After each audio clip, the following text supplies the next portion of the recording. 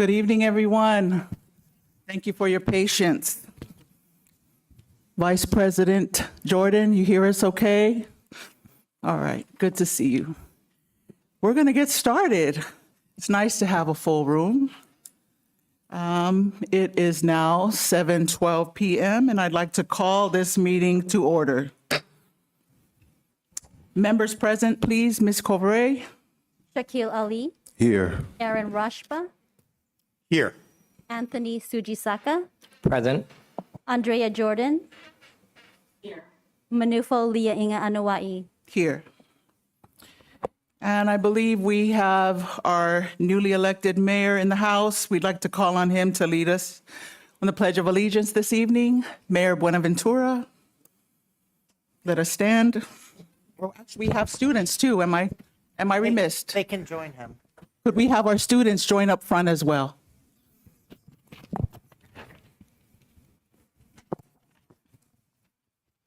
Are we all ready?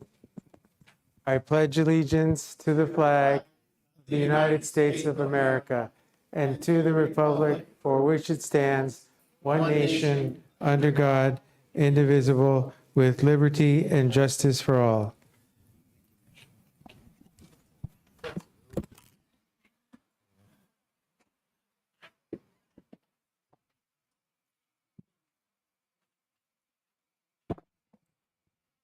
All right.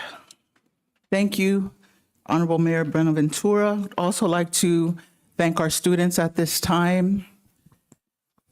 They're going to help with the presentation in just a minute. So. Okay.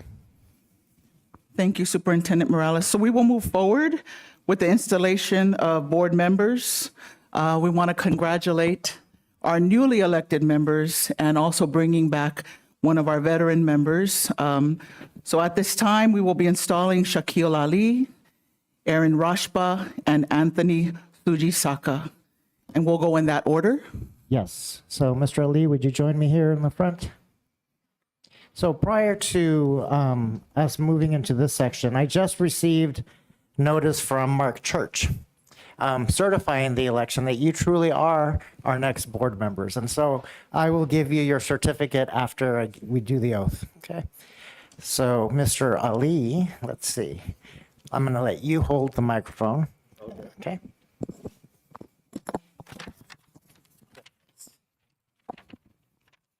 All right. So raise your right hand. Repeat after me.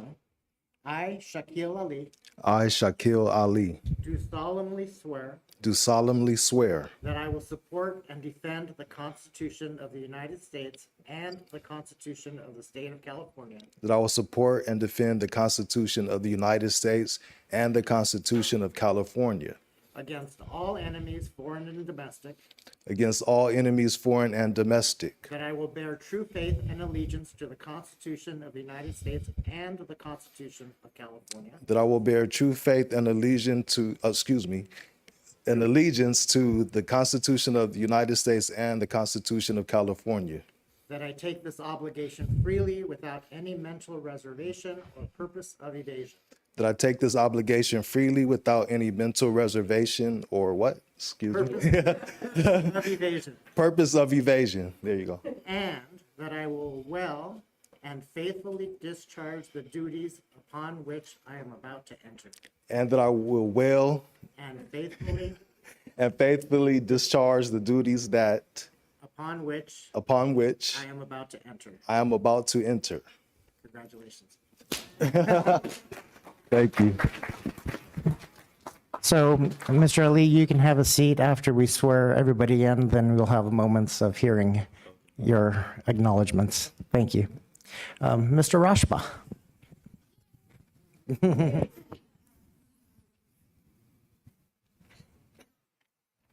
All right, I'll have you hold the microphone as well.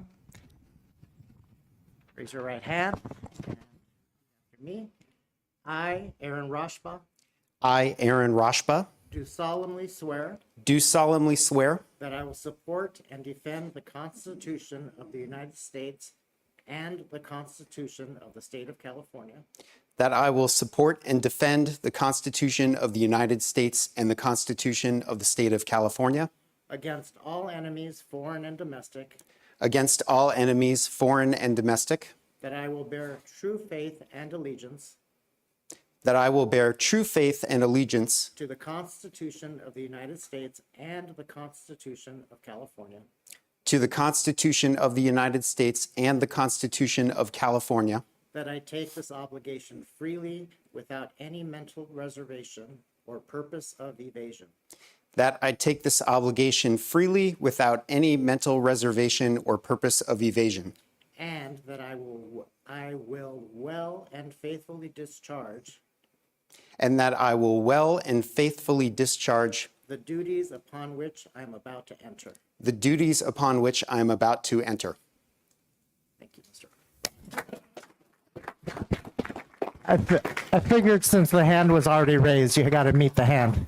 And next we'll have Mr. Anthony Sujisaka, and he has someone special that will give him his oath. So I'll have him introduce that person. All right, so for mine, I'm going to have my mom, who's going to come up here and do it. And so I wanted to say a little bit about her. So for those of you who don't know, she's worked in the district as a teacher for 30 years. And then she is still subbing in the district to this day, 6 years later. So 36 years. So I felt it was only right that my mother honor me with this. So come on up, Mom.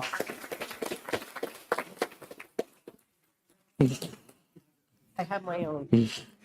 Thank you. Those brakes look better. Here, so you can just put that on your belt.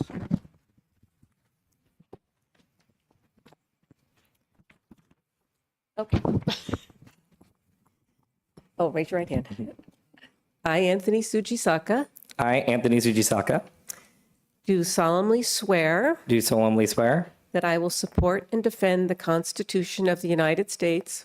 that I will, sorry, could you repeat that? I will support and defend the Constitution of the United States That I will support and defend the Constitution of the United States and the Constitution of the State of California and the Constitution of the State of California against all enemies, foreign and domestic, against all enemies, foreign and domestic, that I will bear true faith and allegiance that I will bear true faith and allegiance to the Constitution of the United States to the Constitution of the United and States the Constitution of California, and the Constitution of California, that I take this obligation freely that I take this obligation freely without any mental reservation or purpose of evasion, without any mental reservation or purpose of evasion, and that I will well and faithfully discharge that I will well and faithfully discharge the duties upon which I'm about to enter. the duties upon which I'm about to enter.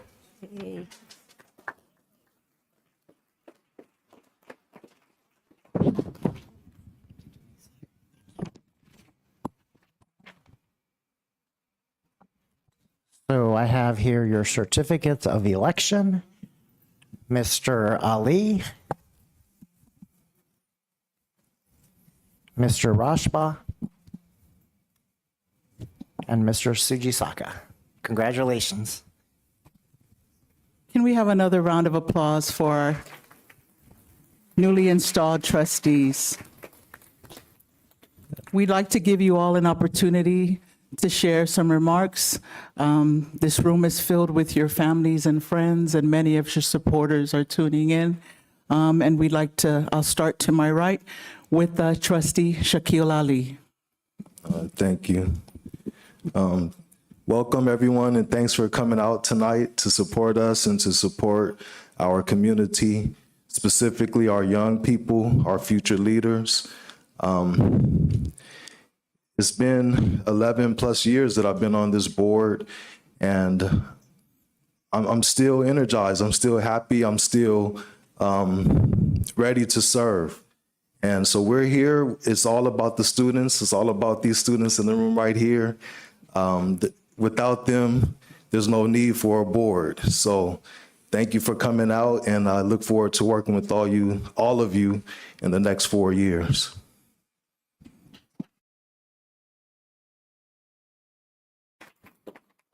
Trustee Rashba.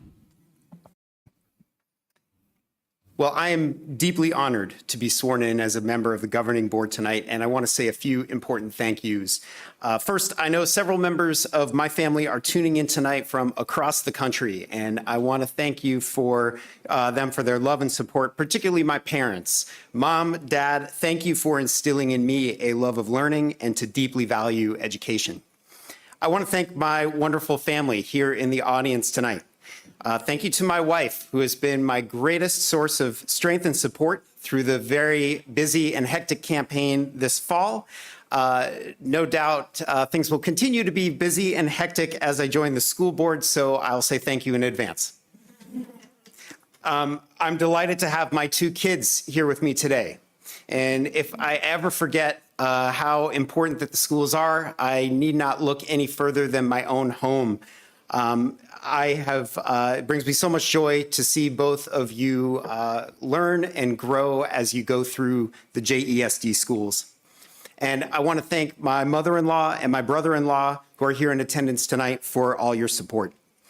You know, at the time I filed to run for school board, there were not enough candidates running for the positions available. And I thought, oh, great, I will not even have to campaign. As it turned out, that was not the case, but that turned out to be a good thing. I'm glad that I campaigned because I met some wonderful people in the process. And that starts with the teachers and the staff of the JESD.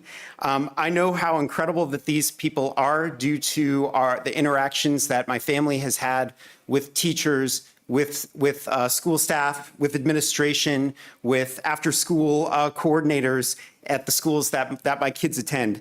But during this fall, I got to meet many other education professionals and am just in awe of all that you do for our students. So thank you for that. Thank you for your support during the campaign, and I look forward to meeting more of you while in this role. To my fellow trustees, to the former trustees who are here tonight, and to all the candidates who ran for school board this year, it has been great getting to know you, and I look forward to working with you. Superintendent Vidalis, thank you for teaching me so much already about the school boards and our district. I look forward to working with you in our final year, your final year. I look forward to working with our future superintendent and with the rest of the district staff of the JESD.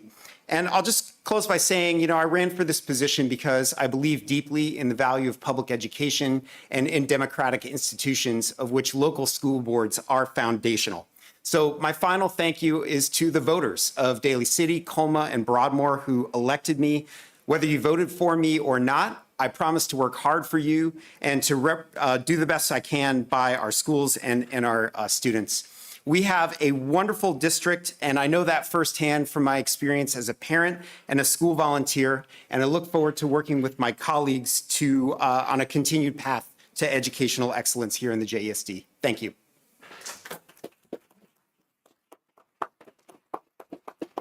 Thank you, Trustee Sujisaka. You should have showed me your speech first. Although I will say this is smaller than most of my class sizes, so. Anyway, well, first of all, I want to thank Daly City. You know, I mean, I moved here not too long ago. I've been a part of this city and this district not too long ago. But I gotta say, I am thrilled to be back for more. I'm so thankful that the city of Daly City decided that I would be back for more. The main people I want to thank you are, well, first of all, my family who's in the audience, my brother's here, my aunt's here, my mom and my dad are here. My mom, who you all have seen. And then my girlfriend's also in the audience over there as well. I'd also like to thank my endorsers, the San Mateo County Democrats. One of my other endorsers, David Canepa, is here over there in the audience. Thank you so much for your support. And again, to all of my other endorsements, again, thank you so much. I would not be here without you. But yeah, again, a special shout out to my campaign manager, who is also my brother. Again, I would not be sitting here without him doing most of the work. But again, really the people I want to really thank are the students of Fernando Rivera specifically, but also of the whole JESD. Again, from my experiences working in this district, I mean, I never thought I'd want to be an elected official or, you know, get any more breadth of education than my entire day being a vice principal, because it's exhausting work being an educator. And then I didn't want to have to come here and do more meetings. But after seeing them, after understanding their struggles, working with them day in and day out, handling all their discipline issues, their attendance issues, all their positive and negative staff interactions, just seeing how dedicated they are to their Fernando Rivera School and then the district and Daly City, I just decided I couldn't sit by and just let it go. So I had to come back for more. So again, thank you, Daly City. Thank you to all my endorsers. Thanks, my family. Thanks, everybody. Glad to be here. Vice President Jordan. Honestly, I'm so sorry that I'm not there tonight. This is one of the meetings that I'm like, I have to be at, but unfortunately, because of COVID and my entire household being, cornered by that disease, I am, for safety reasons, zooming in from home. I am so happy to be on this board still and to get to serve with Trustee Ali, Trustee Rashba, Trustee Susie Saka, and obviously new Trustee Leaida Anawai. I'm so excited to see what this new board is going to do, and I'm excited for the rest of our meeting. Congratulations.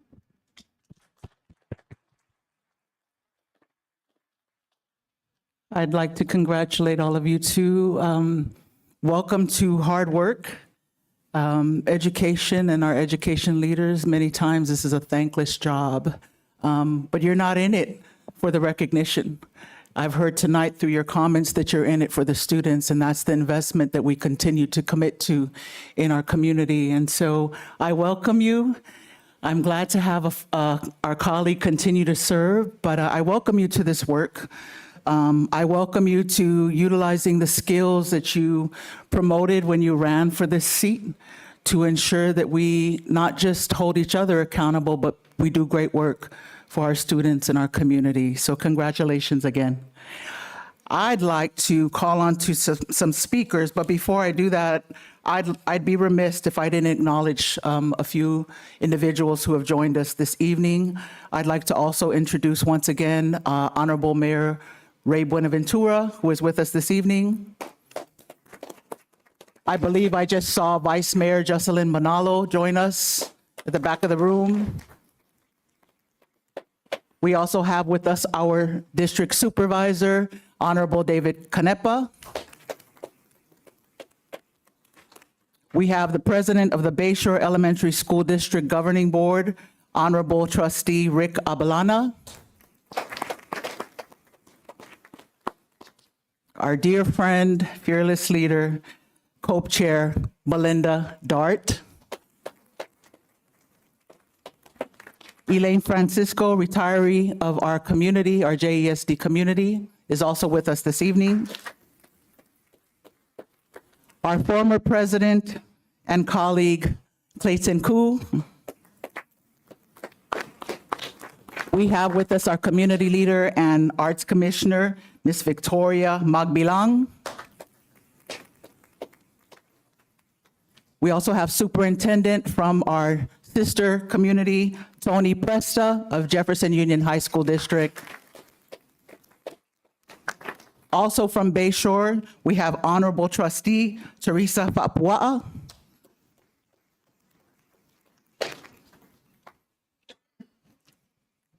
We also have our newly appointed and hired superintendent out of Bayshore, and I will say a fellow Lowellite, a dear friend from my past, Elizabeth Veal, superintendent of Bayshore. And what will we do without our PTAs? We have with us today Carmen Yu from Jefferson Council PTA. I apologize if I've missed anyone. We have a full room, which is very rare. I hope this continues. I also want to acknowledge our principals and our administrators. Thank you for your continued commitment and your continued service. Thank you so much for joining us on this special evening. We have 2 speaker cards. I'd like to call up at this time Honorable Trustee President Rick Abelana, who is the board president at Bayshore Elementary School District.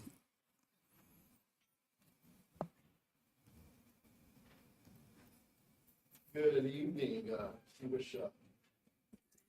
evening, distinguished board members, and the public. Really nice.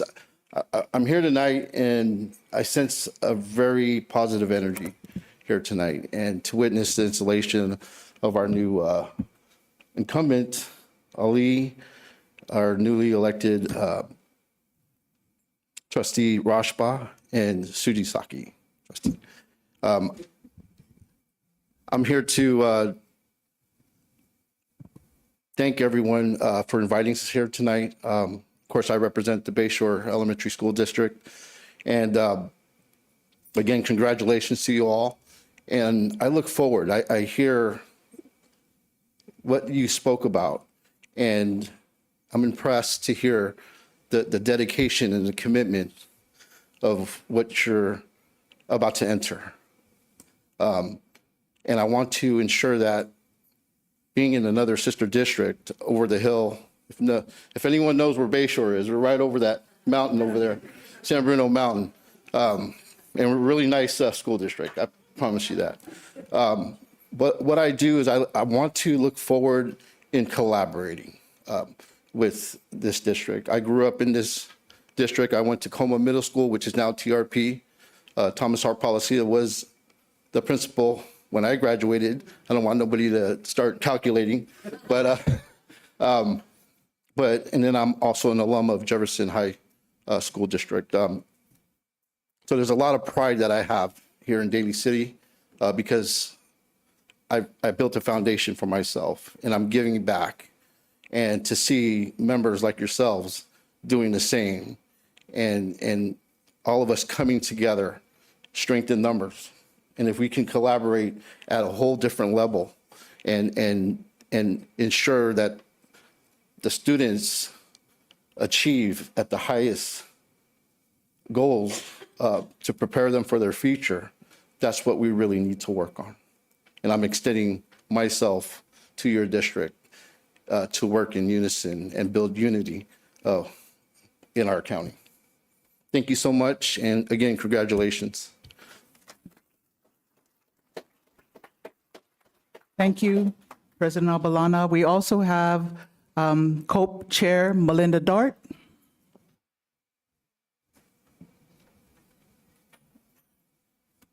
Good evening, board members. And I'm representing tonight the teachers in AFT 3267, which is the American Federation of Teachers. That's what you're supposed to do when I say that.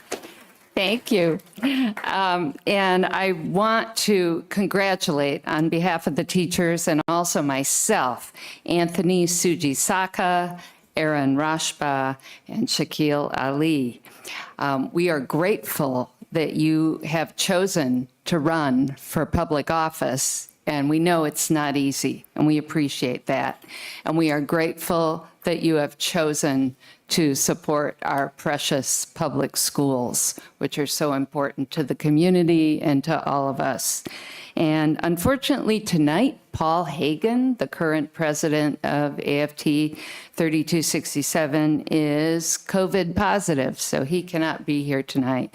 But he has asked me to convey how he looks forward to meeting and working with all of you as soon as possible. So congratulations. Thank you. Thank you, Melinda.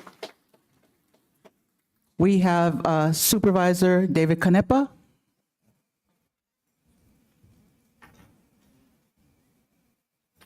Great, thank you so much. I'm just absolutely delighted to be here.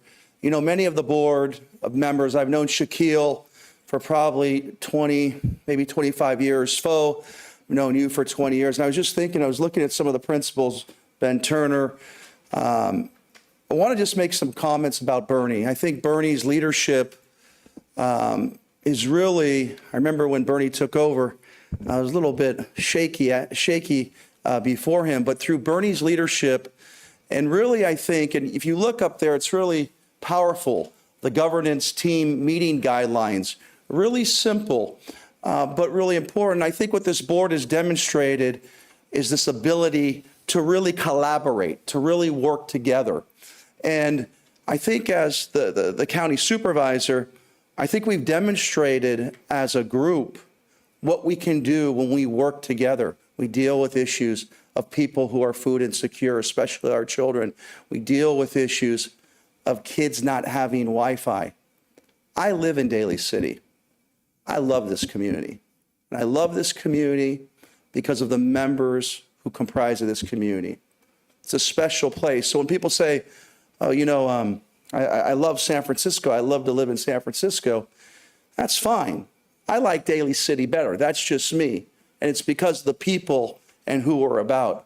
I look at everyone in this room, leaders, whether you're in the Bayshore School District, whether you're a new school board member. And Anthony, I think you're going to, with the guidance of this board and with your background, really do incredible things. And I think you as well. And so let me just close by saying this. It's not about it's not about personalities. It's not about ego. It's about the work that's most important. And if we focus, and you said it so well, Shaquille, if we focus on the work, we can do great things. And let me just say this. Melinda, thank you. See Elaine Francisco. These are the people, when it comes to our teachers, when it comes to making sure that they have a voice, and I hate to say this, it's throughout the state of California and throughout the United States. It's hard being a teacher, especially living in the Bay Area with housing. But these are our true leaders. And so thank you very much. It's an honor to be here. It's an honor to be amongst so many people who care about this great community. And it's good to see Brent. I remember when Brent was the principal at TRP, he used to walk around the campus like, like I don't want to say mad person, but you were really on a mission. But we really have some incredible staff people, and just thank you all, and let's keep focused and rooted in the work. Thank you, Madam President. Thank you, Supervisor. Mayor Ray Buenaventura. Thank you, Madam Chair, for welcoming us to this occasion and to seeing so many friendly faces, some old and some new. So we are here. I'm here. The Vice Mayor of Daly City here, David Canepa, is here because we want to send a message to you folks that we truly care about what you are doing and the importance of collaborating with Daly City. Because I think we all share really two big common interests, and that is our kids and the teachers. And when we have our subcommittee meetings that comprise of some of your board members, we always ask the question, what can we do to help the kids, to help the teachers? I mean, some of the things we talked about, for example, are school safety. When we hear about these shootings, we're always asking, is there something else that we can do? Should we be more proactive? That's the last discussion I had with the subcommittee. And that's going to always be a discussion we're going to have. Because we care about our kids and about our teachers in Daly City. And that's why we're here. We want to tell you and send to you a message that our doors will always be open to you folks. If you have an issue that you want to talk to us about, don't just wait to the subcommittee meetings. You can reach out and talk to us all individually, by phone, by email. We will respond. So thank you for your service. It's going to be a tough year for everybody, but we know if we work together, we'll get through it. Thank you. Thank you, Mayor. We have Vice Mayor Jocelyn Manalo.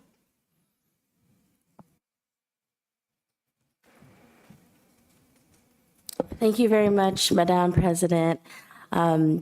This is such an amazing evening. You feel the positivity in this room. And as a Jefferson Elementary School District alumni, I really wouldn't be here without the teachers who really taught me, the staff members that I recall through Woodrow Wilson and Ben Franklin. I would cheerlead at Fernando. But this is just an amazing moment, and I know that collaboration and partnership has been talked about. And as well, I want to extend that if there's anything that we can do in partnership, I am here along with my colleagues to work together. Because we know, and it's said over and over again, how important it is for our children to thrive and not just try to survive, right? And so please feel free to reach out as well. Huge congratulations to those who are onboarding, and really look forward to working in partnership and collaboration. So big congratulations to all of you this evening, and honored to be here today. Thank you, Vice Mayor. Ms. Culver-Ray, do we have any more speaker cards? Thank you. I truly appreciate being able to hear some of the comments that have been shared this evening by our legislative leaders in our community. Collective action can only happen through strong partnerships and collaboration. And that's the truth.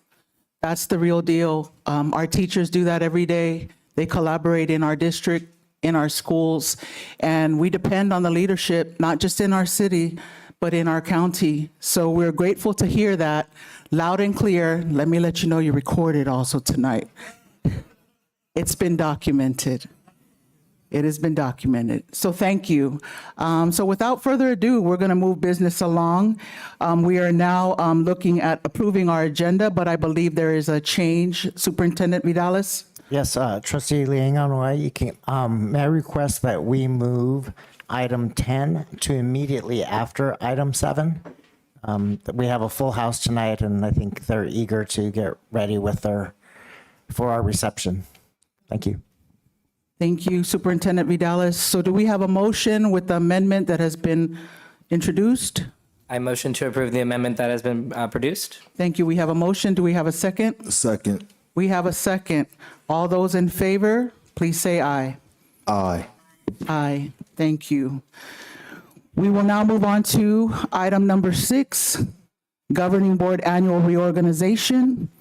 And this is the election of officers and representatives. The board each year is required under Education Code 35022 and 35143 to elect a president and a clerk board by law 9100, and also specifies that vice president shall also be elected. The board shall also elect a representative and alternate for the county committee on school district organization under Education Code 35023.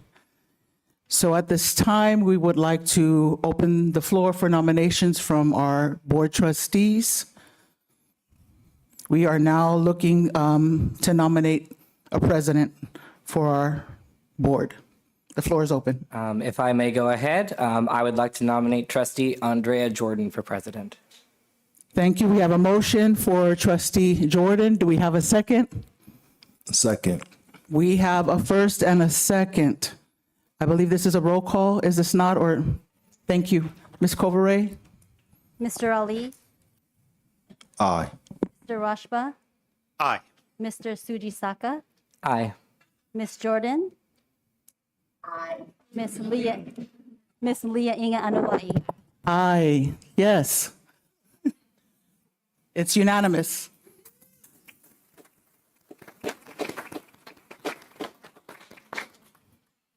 All right, we will now move on to our nominations for vice president of the board.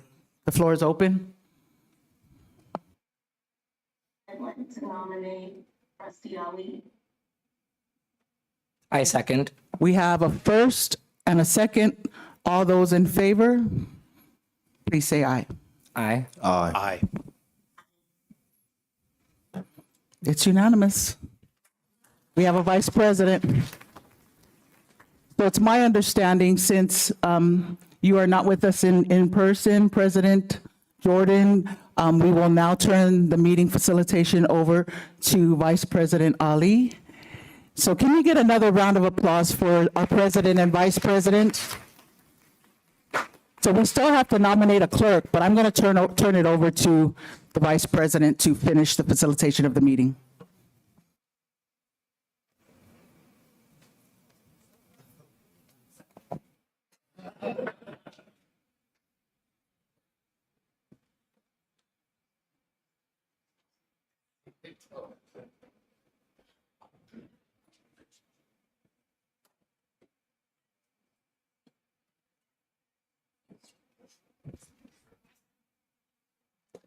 Here we go.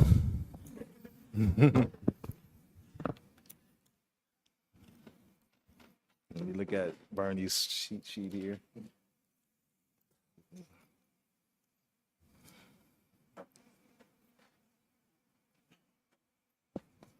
Okay. So we'll continue with our reorganization, and we're accepting nominations for the position of clerk. I would like to nominate Trustee Manufo for clerk. Do we have a second? Second. All right, all those in favor, say aye. Aye. Aye. Aye. And it's unanimous. Congratulations.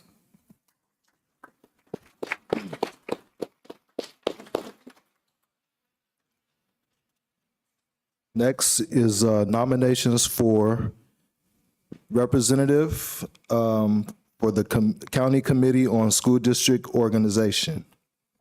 Do we have any nominations? I'd like to nominate trustee Suji Saka. All right, do we have a second? Second. And all those in favor say aye. Aye. Aye. Unanimous. Congratulations.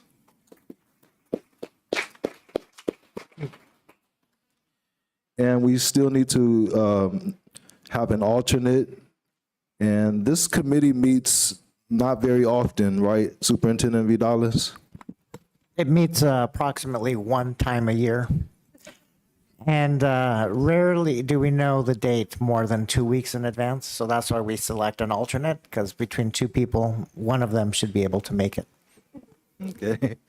Thank you for the clarification. And do we have any nominations? I would like to nominate Aaron Rashba as the alternative. Second. All right, we have a motion and a second, and all those in favor say aye. Aye. None opposed, unanimous. Congratulations.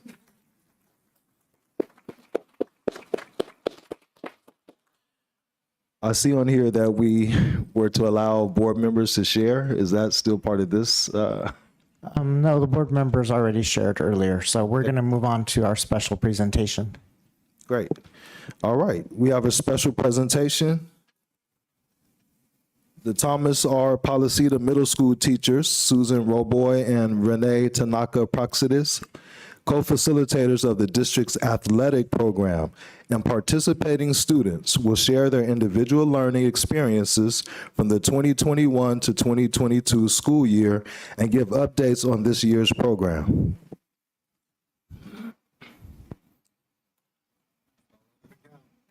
Thank you. Hi. I'm Renee Tanaka Praxedis. And I'm Susan Rawboy. And we've been the kind of co-coordinators for the athletic program here at JESD for a few years now. Yeah. And it's been a while since we've presented to you all. I think the last time was a few years ago, obviously pre-pandemic. So it's nice to be back. Thank you for having us. And congratulations on this big night to everybody. We really want to thank all of you and previous board members and Bernie and everyone at the district office that supports our after-school athletics program.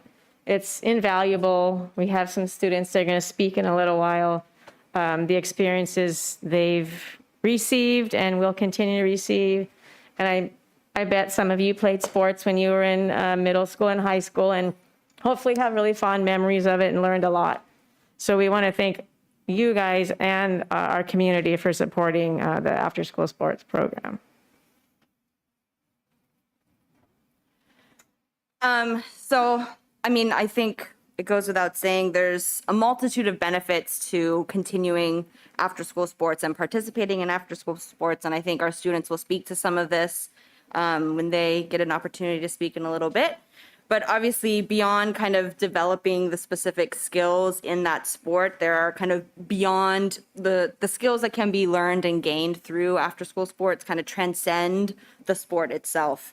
Obviously, kind of skills like collaboration and teamwork and learning how to work with other people in sometimes really tense situations, developing self-confidence, which we can understand is really valuable for our young people to develop, and even as adults can be kind of challenging sometimes to kind of continue to work on.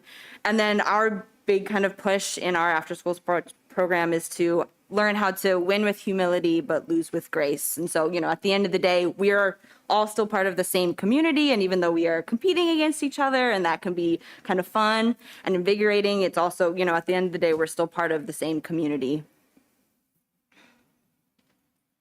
So a little bit about our schedule. We have FDR, TRP, Ben Franklin, and Fernando Rivera that's our competition.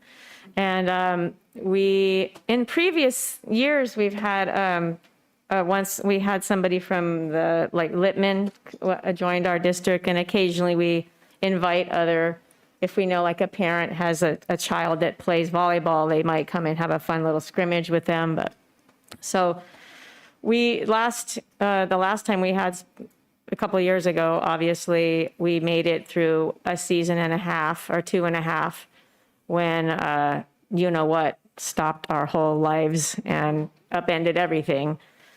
So that's previously what happened. So we do have boys, girls volleyball, track and field, and boys and girls soccer. Those are our sports that we have. And then, yes, the previous one, there obviously was a year where we didn't have any athletics due to the pandemic. And then last year we were able to resume our athletics program. We kind of started a bit late, so we did a unique thing last year where we actually had co-ed teams for all of our sports instead of dividing them between boys and girls. And so we had volleyball, and we were able to bring back volleyball and track last year. And we were unable to bring back soccer last year because there were no coaches who volunteered to help coach the soccer program, which leads us into this year. So we have our schedule that we originally, long ago we had a very robust sports program back when I started about 1 million years ago. And then we lost funding, unfortunately. And when the board graciously brought back funding, we had the sports that I mentioned. So we have our girls volleyball season has come and gone, and we are currently just starting the boys volleyball season. And you're going to hear 2 of our athletes, our volleyball players, that are going to speak to you. And so we're still hoping we'll have a full boys and girls soccer season. And then our track and field Westmore High School has been hosting that for more than 30 years, I think.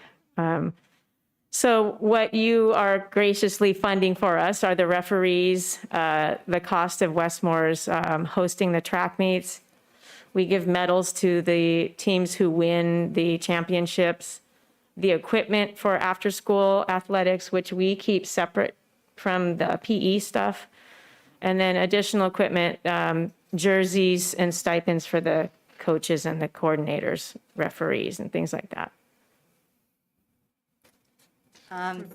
So now we'll have a few student athletes of ours come up and talk about their experience in the athletics program. Do you want to go in that order? I don't know. Yeah. And as you probably all agree, this is the best part of the meeting, is hearing from our kids, right? So do you care who goes first?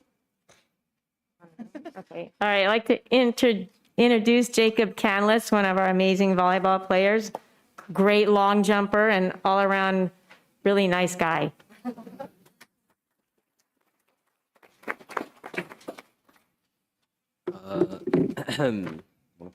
Thank you. So my name is Jacob Canlis. I attend TRP or Thomas R. Policita. Last year, as well as starting this year, I am playing for their boys volleyball team this year, co-ed last year. I also ran track last year, and through just like the experiences and practices, games, meets that I have went through, I can proudly say that it's very very important for students and people to do sports physically, mentally, and just overall benefits. I believe that school sports, just in general, will benefit your everyday life with teamwork, team building, fast thinking, definitely, and just a bunch of stuff. But more specifically for me, when I'm on the court or on the track, I personally love the competitive drive that it gives you, the physical benefits that you receive, making new friends, team building, and yeah, especially building bonds with staff, coaches that you work with. For example, I have been this year, I am Miss Raboy's teacher's aide and in her restorative justice class. But I believe that that relationship with her, as I say friends, that all started last year when I first tried out for the boys volleyball team. And yeah, thank you.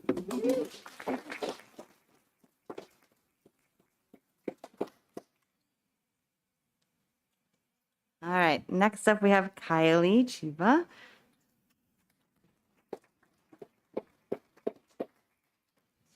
Hi everyone, my name is Kylie Chiva and I attend TRP Middle School, and I'm here to talk about my experiences in after-school activities and sports. Last year I actually joined quite a lot of after-school activities such as TRP's basketball, dance, and track team. I was also very lucky to become one of the captains for the co-ed volleyball team last year as a 7th grader.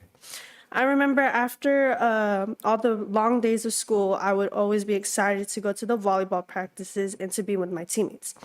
We were shy at first, but we came closer as a family and just overall had so much fun throughout the season. I think every student should experience this bond between others because it can make them excited to go to school in the first place. These opportunities taught me so much about determination and sportsmanship.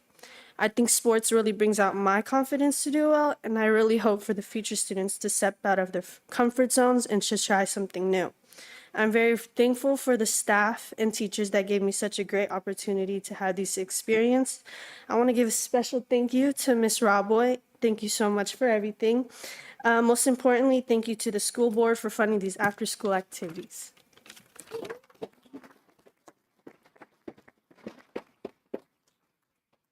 And our last student speaker comes from a family of athletes, and we are lucky enough to also have his mom work at our site, so she gets to see firsthand how amazing her children are. And this is the baby of the family. This is Santiago Sanchez. Hi, my name is Santi. I also go to Thomas R. Policita Middle School. And my experience on being on a team full of kids playing sports has really changed my life with communication skills and being able to go outside and have fun. Before the pandemic, or before basically I did more sports, I used to be in a baseball team outside the school district, and I remember meeting new people, and then playing games and just winning. And ever since the pandemic, it's been hard because everyone was inside. Not a lot of people were being active. And since we came back to school and having the opportunity to play sports again with a lot of kids has really helped me, knowing that I would be able to be active again. I would make more friends and help my leadership skills. So yeah, I made a lot of friends from playing sports, and I want to thank Ms. Bravoy for hosting the track team last year, and I plan on joining it again. Thank you.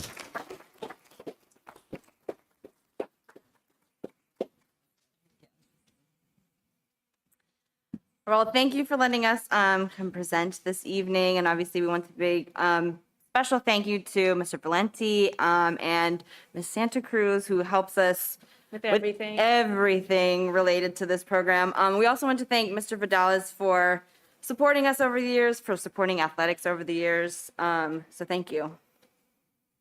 Thank you, everybody.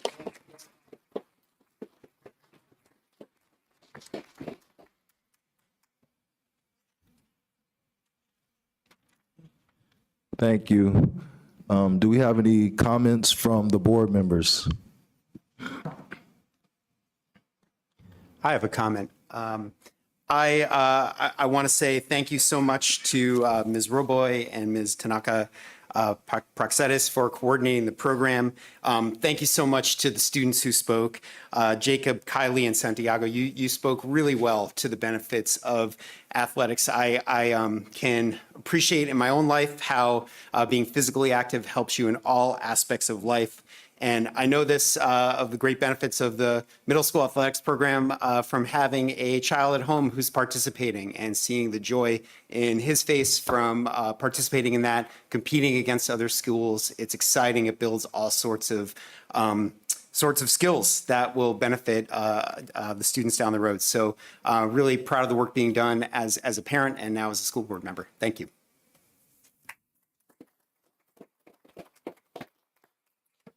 I echo the sentiments of my colleague. I'm super impressed with your public speaking skills, the confidence that you obviously exude, which you said that was part of some of your experience as being student athletes. As a mom of 6 and all my children playing, every sport that they can, it's so important that you take advantage of those opportunities because it's not just picking up a lifelong skill. It's the very thing that you named is relationships, that connectedness that you have not just to your teammates, but to your community. I love the humility that I see in each of you. I hope you hold on to that. I love the competitive spirit that you also build in representing not just your school, but your family. Your parents are here this evening to celebrate the accolades that I know you will continue to achieve. So I want to thank the teachers, the schools, and our administrators that make sure that these programs continue to happen.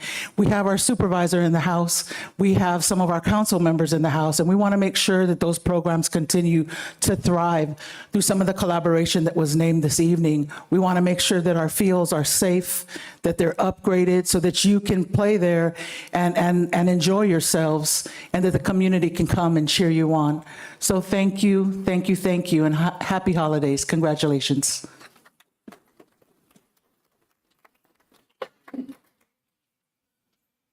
Sure, I'll give a quick comment. I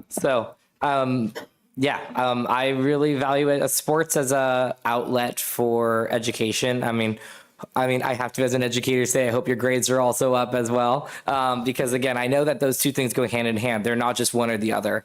And I think the important thing about having school, but then also having after school sports is crucial. I know most of my students, without their after school sports, they wouldn't be able to focus in school or have something to look forward to. And then without that structure that sports create, I know that would affect their school life. But then also without the structure of school, they have actually told me that this also benefits them on the field too, because then they learn the life lessons from teachers, from administrative staff on campus. So thank you so much for your presentations. Thank you. Our students are just so amazing. Honestly, when I looked at all three of you, I thought you may be high school students. Excuse me.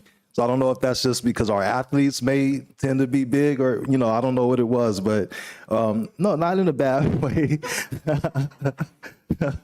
So anyway, I liked hearing Jacob, you talk about teamwork and team building. That's, something that as board members is called boardsmanship, that we have to work together as a team. You talked about team building, competition, friendship. All those things are important, as equally as important as your academics. And athletics is part of physical education. So you always want to be learning at all times. And Kylie, I liked hearing you talk about sportsmanship as well. Your teachers mentioned winning with humility. And did you say losing with grace? All right. I always think about, what they would say, the thrill of victory and the agony of defeat about the Olympics. But these are values and things that you're learning by competing against each other. And then Santi talking about communication and just having fun. Fun should be as much a part of school as anything else. So thank you for participating. Thanks for coming out tonight. And we have some certificates for you. So we'll start with Trustee Liana Anoa'i. We have a certificate of appreciation for participation in the flag ceremony and special presentation for Jacob Canlis.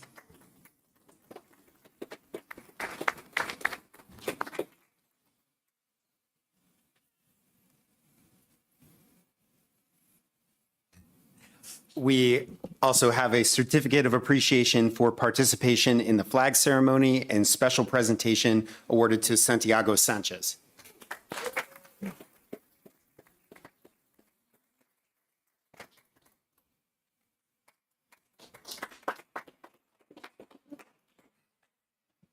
And don't worry, Kylie, we're not last, but we're not least.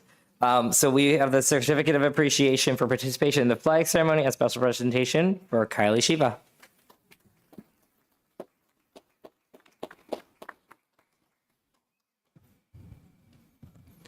And we also would like to give Trustee Jordan a chance to make comments. Thank you. No, I'm not there, so it's easy to skip over. Thank you for the opportunity. There's an African proverb that says, if you want to go fast, go alone. If you want to go far, go together. And I feel like kind of how it works. Even in solo sports, something like track, team spirit, the team cheering you on when you're doing your race, whether it be 100 all the way up to maybe 800. Team spirit always keeps you going. My oldest actually went through basketball at our district, as well as track at our district, and now she's in our sister district, still running track and playing basketball. So it goes with you to places even beyond your elementary and middle school years. And so I'm really excited to have had this presentation today. I'm really excited to see where it will take you all. Keep pushing, keep doing what you're doing, because it's not going to let you down. Thank you.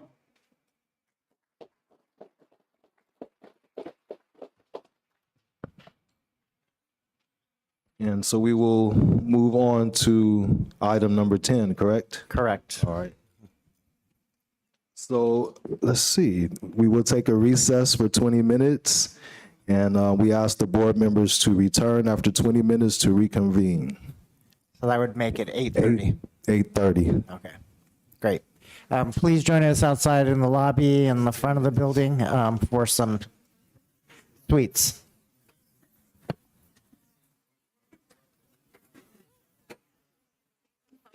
Thanks, Thank you very much.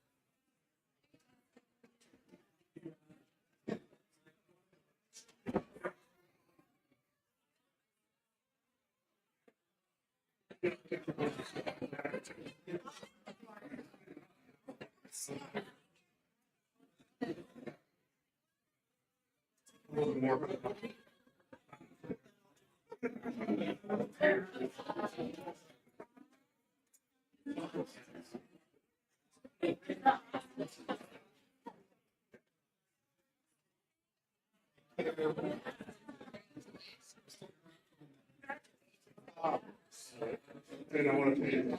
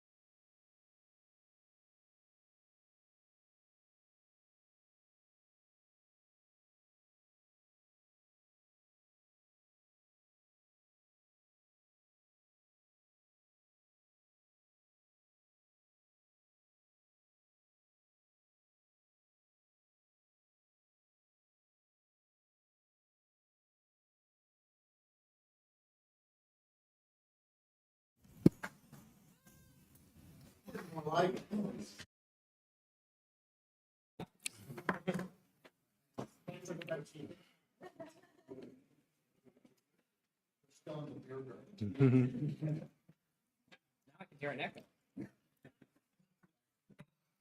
right, we will now reconvene, and it is 8:35, and that is item 11.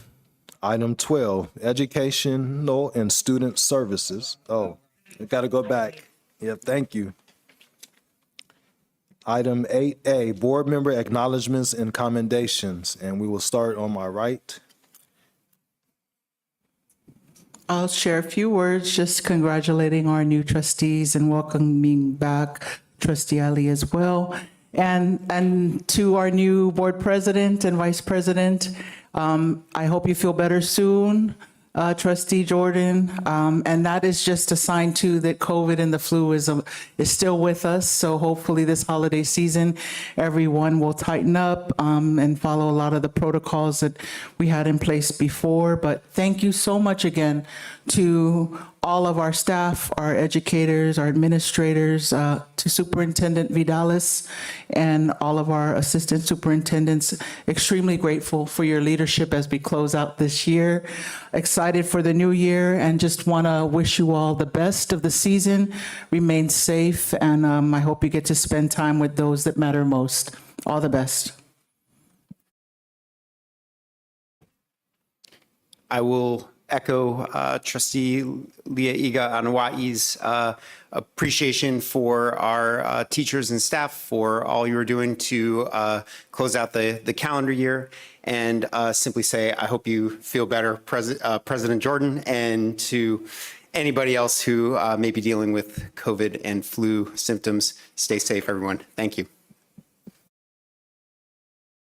Yeah, I'd like to congratulate my co-board trustee, Aaron Rashba, and again, returner Ali, Shaquille Ali, and again to you, and President on Trustee Andrea Jordan, and again, Vice President Shaquille Ali. And again, thank you to the community for showing up and being here. Again, we know most of you left, but again, you were with us in spirit and just being here to support us. So thank you so much. Trustee Jordan. All right, thank you.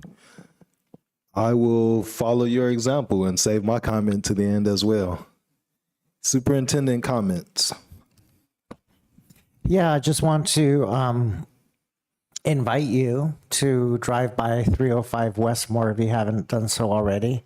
We have at least a couple of buildings that are up, more every day.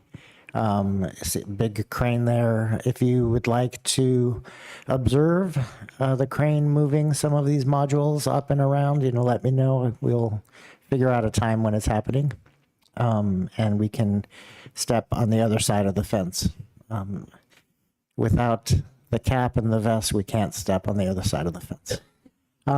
Also, I just wanted to let the board know that prior to winter break, we will be sending home test kits with all of our students. We did so prior to Thanksgiving break, which resulted in a week we had the most identified cases, followed by a week of very few cases, which tells me that the availability of tests really matters, and families taking those tests makes a difference. And so we're starting to see an uptick in lots of viruses that are going around. Not everybody has COVID. I would say it's about a third, colds, flus, COVID, among students and even our staff. So we're not quite where we were last January, but we're about 20% there. So anyway, I'm hoping that this Christmas break and the extra week of vacation will allow, as I said to our administrators, allow all of us to have a week to get disinfected before we come back with each other January 9th. All right, thank you, Superintendent Vidalis. Excuse me. And thanks for the reminder and highlighting the fact that the testing kits are being made available to our students. And yeah, they're also, expensive. So I'm glad we're able to supply that for free. And I like to thank the county for doing that for all our districts. Next, we have item 9A, which is a consent agenda. So do we have a motion to approve the consent agenda? I'll make a motion to approve the consent agenda. I second. Okay.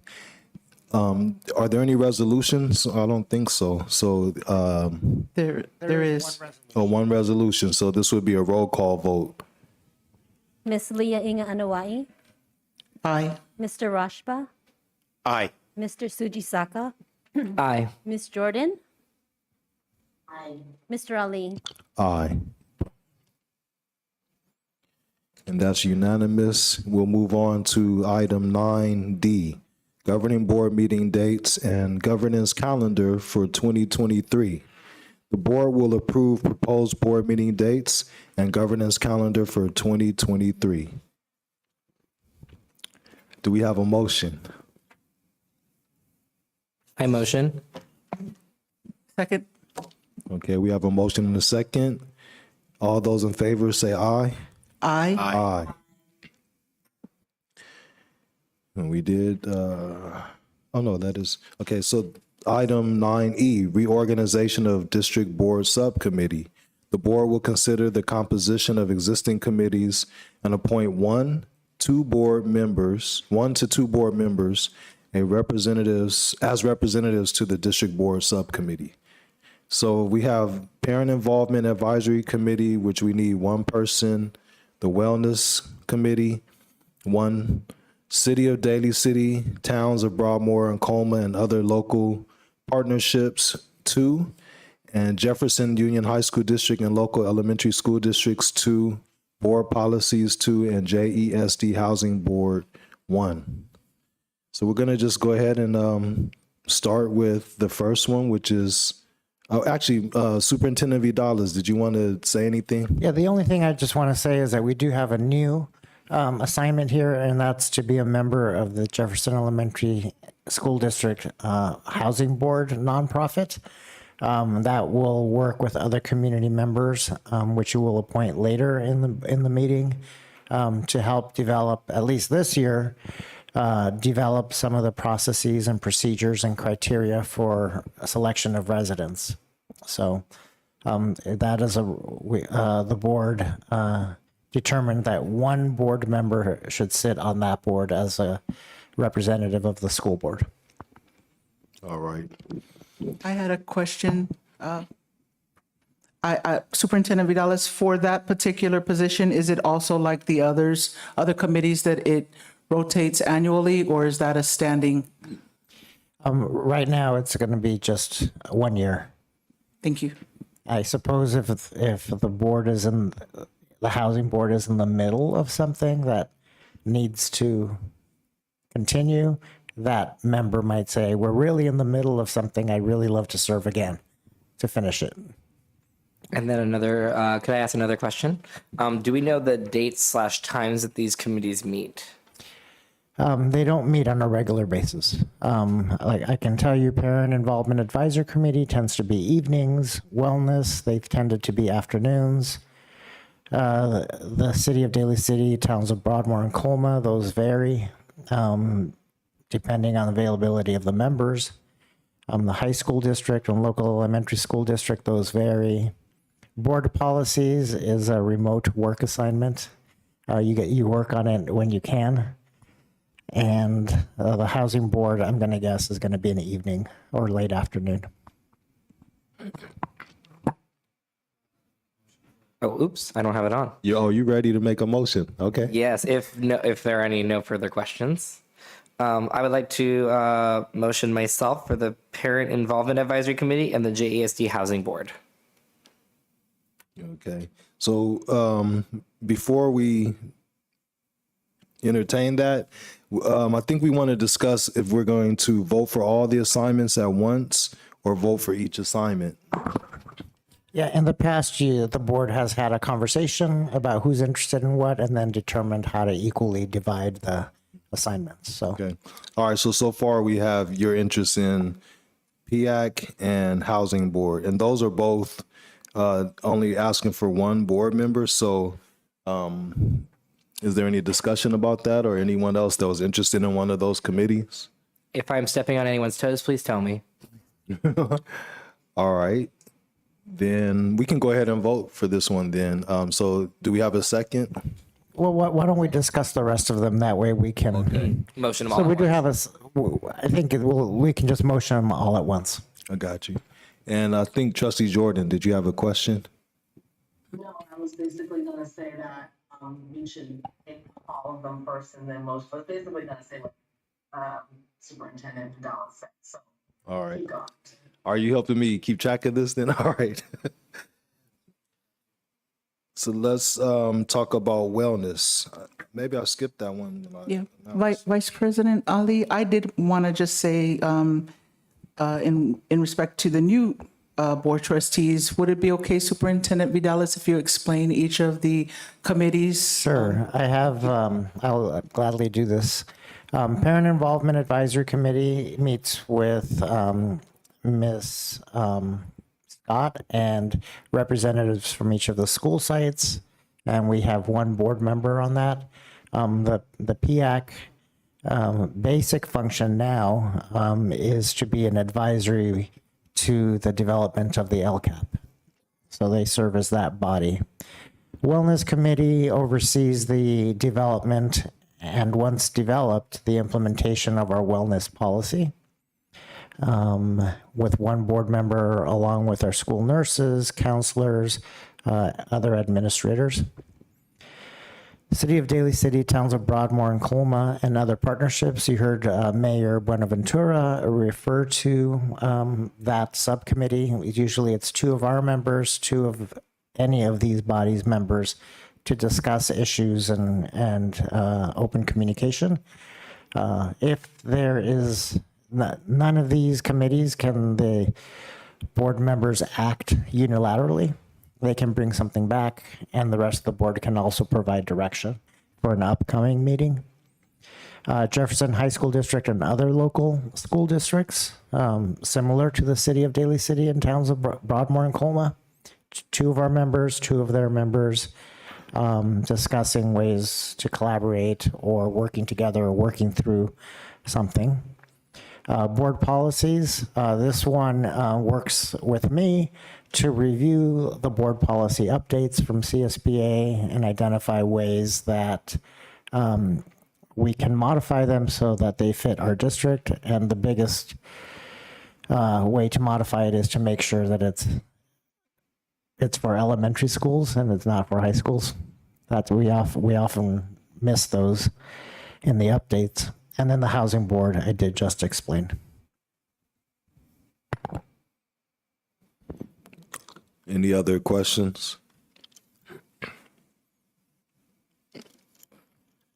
All right, so far we have interest in PIAC, and so let's go on to wellness. Is there anyone who would like to be on the wellness subcommittee? I'd like to be on the Wellness Subcommittee.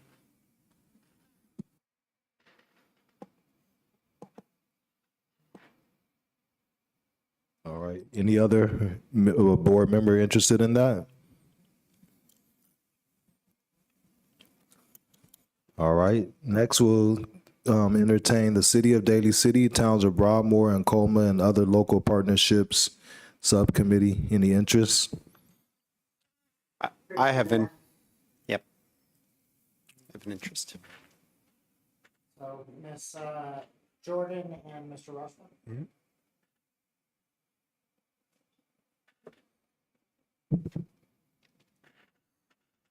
The next one is Jefferson Union High School District and local elementary school districts. And I'd like to put my name in on that one. And anyone else? I would have an interest in that.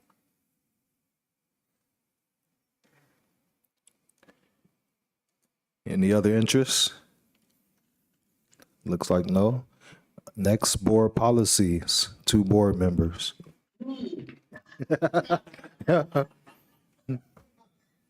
So that's one. Do we have one more? We need one more.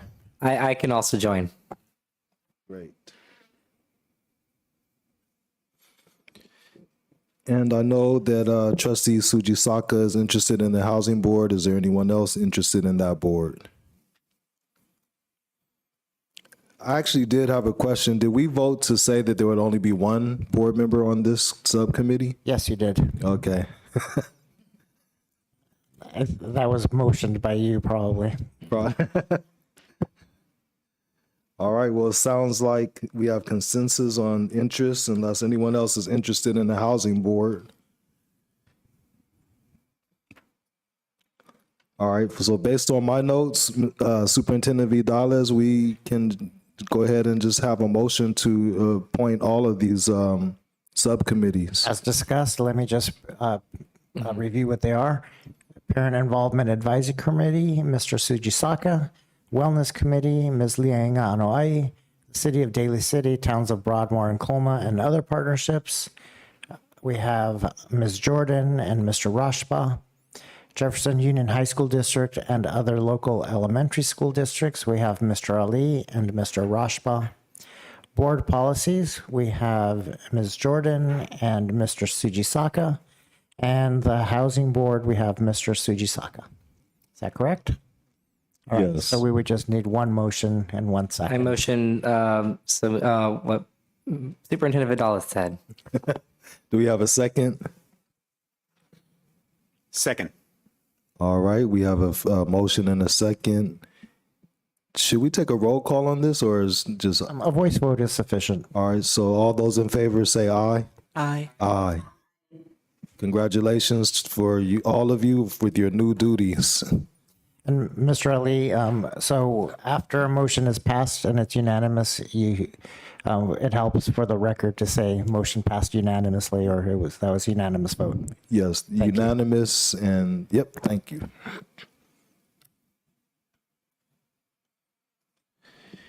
All right, so next is item 9F, Superintendent Advisory Committees. So this differ slightly from the board subcommittees. The board subcommittees are either established in board policy or the board has established them in one way or the other. The advisory committees serve just as a filter for superintendent and cabinet on different items. And we have two so far. We have budget and facilities. So issues surrounding those two topics. Typically, we meet about once a year. Mostly to talk about what's the best way to explain a concept or a presentation to the full board. And the other one is the educational services. So this includes initiatives including special education, preschool, core curriculum, adoptions, just real broad everything the school district does, essentially, except hiring and finances. And sometimes we utilize that just as a springboard for conversation. We've done pre-LCAP presentations with this subcommittee or this advisory board, just to get feedback on how do we present this to a full board. We've done it around the dashboard, where we have a presentation around the dashboard and trying to explain it to the board. And we sort of like a polling group or a, what do you call those market research groups? Like, what makes sense? What doesn't make sense? What can we explain better? So that's the purpose of these advisory committees. They don't make decisions. It's just a filter. All right. Do we have any motions or any, we'll start with interest. Is anyone interested on being on the Budget and Facilities Advisory Committee? Okay. Trustee Rashba, and then I'll put myself on there as well.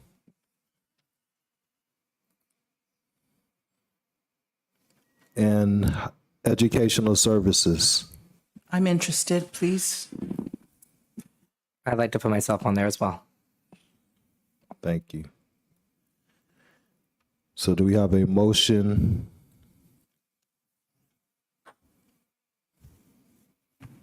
I'll make a motion to approve, as recommended, to have the board members that have committed themselves to the Budget, Facilities, and Educational Services. Second. Okay, we have a motion and a second. All those in favor say aye. Aye. Aye. And that's unanimous. Thank you. Scheduling board reports, item 9G. The board will discuss and schedule reports at upcoming board meetings for members who attended the 2022, CSBA Annual Education Conference. And the meetings that are available to report are the January 18th board meeting and the February 8th board meeting, and we'd like to have 2 reports at each meeting. Is there anyone who would like to volunteer to report at January 18th's meeting? I'd like the 18th. Hopefully, I still remember everything that happened by January 18th. Yes. And do we have one more board member? I'll take January as well. Following her. All right. And February 8th, then is it appropriate to go ahead and have the final 3 board members? Ms. Jordan is signed up for tonight, so Oh, if she's still Okay, able yeah. to do it, so yeah. Yeah. Okay. all right. So then myself and Trustee Rashba, we can present on February 8th. Is that all right with you? All right. So then do we motion to, I motion for Trustee Jordan to present tonight, Trustee Munifo and myself to present in January, and Trustee Rashba and Ali for February. Second. All those in favor? Aye. Aye. Unanimous. Item 9H, Educational Housing Corporation Board Members. The administration recommends approval of the Educational Housing Corporation Board of Directors to support the oversight of management and operations of the district workforce housing project. Do we have a motion? So I just, prior to this, just like to thank Ms. McCulick, who's worked in doing some outreach efforts and compiling the list of interested staff and community members who would like to serve on this board. And so as soon as you approve this, then they will meet and become an official organization. So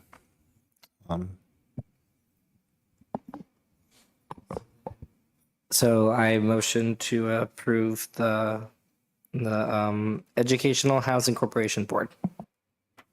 Do we have a second? All those in favor say aye. Aye. Aye. Unanimous approval.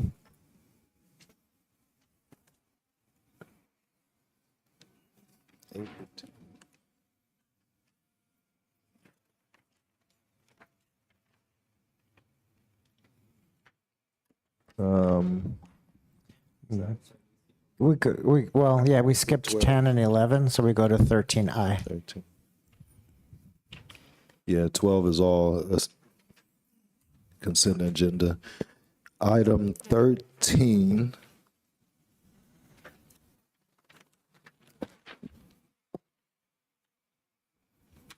Item 13I, excuse me. Fiscal year 2022-23 first interim budget review.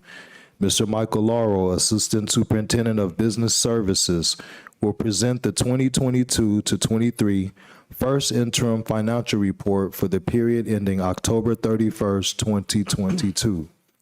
The administration recommends that the Board of Trustees review the first interim financial report, approve the filing of the certification of financial condition, and approve the revision of the adopted budget to correspond with the projected year totals for revenues and expenditures. Mr. Laurel. Good evening, Board of Trustees. Technical difficulties. Oh, there we go. On.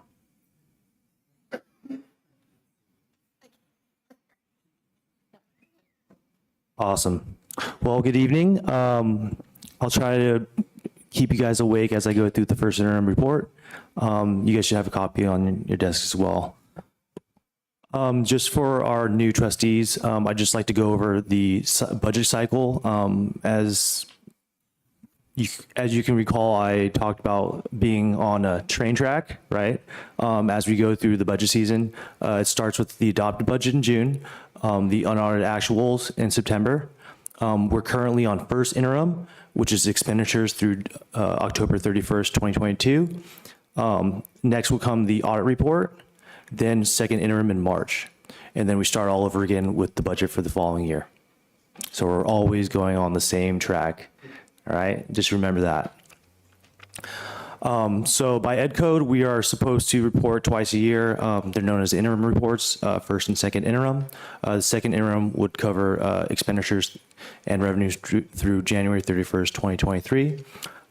In our first interim, it also includes a multi-year projection.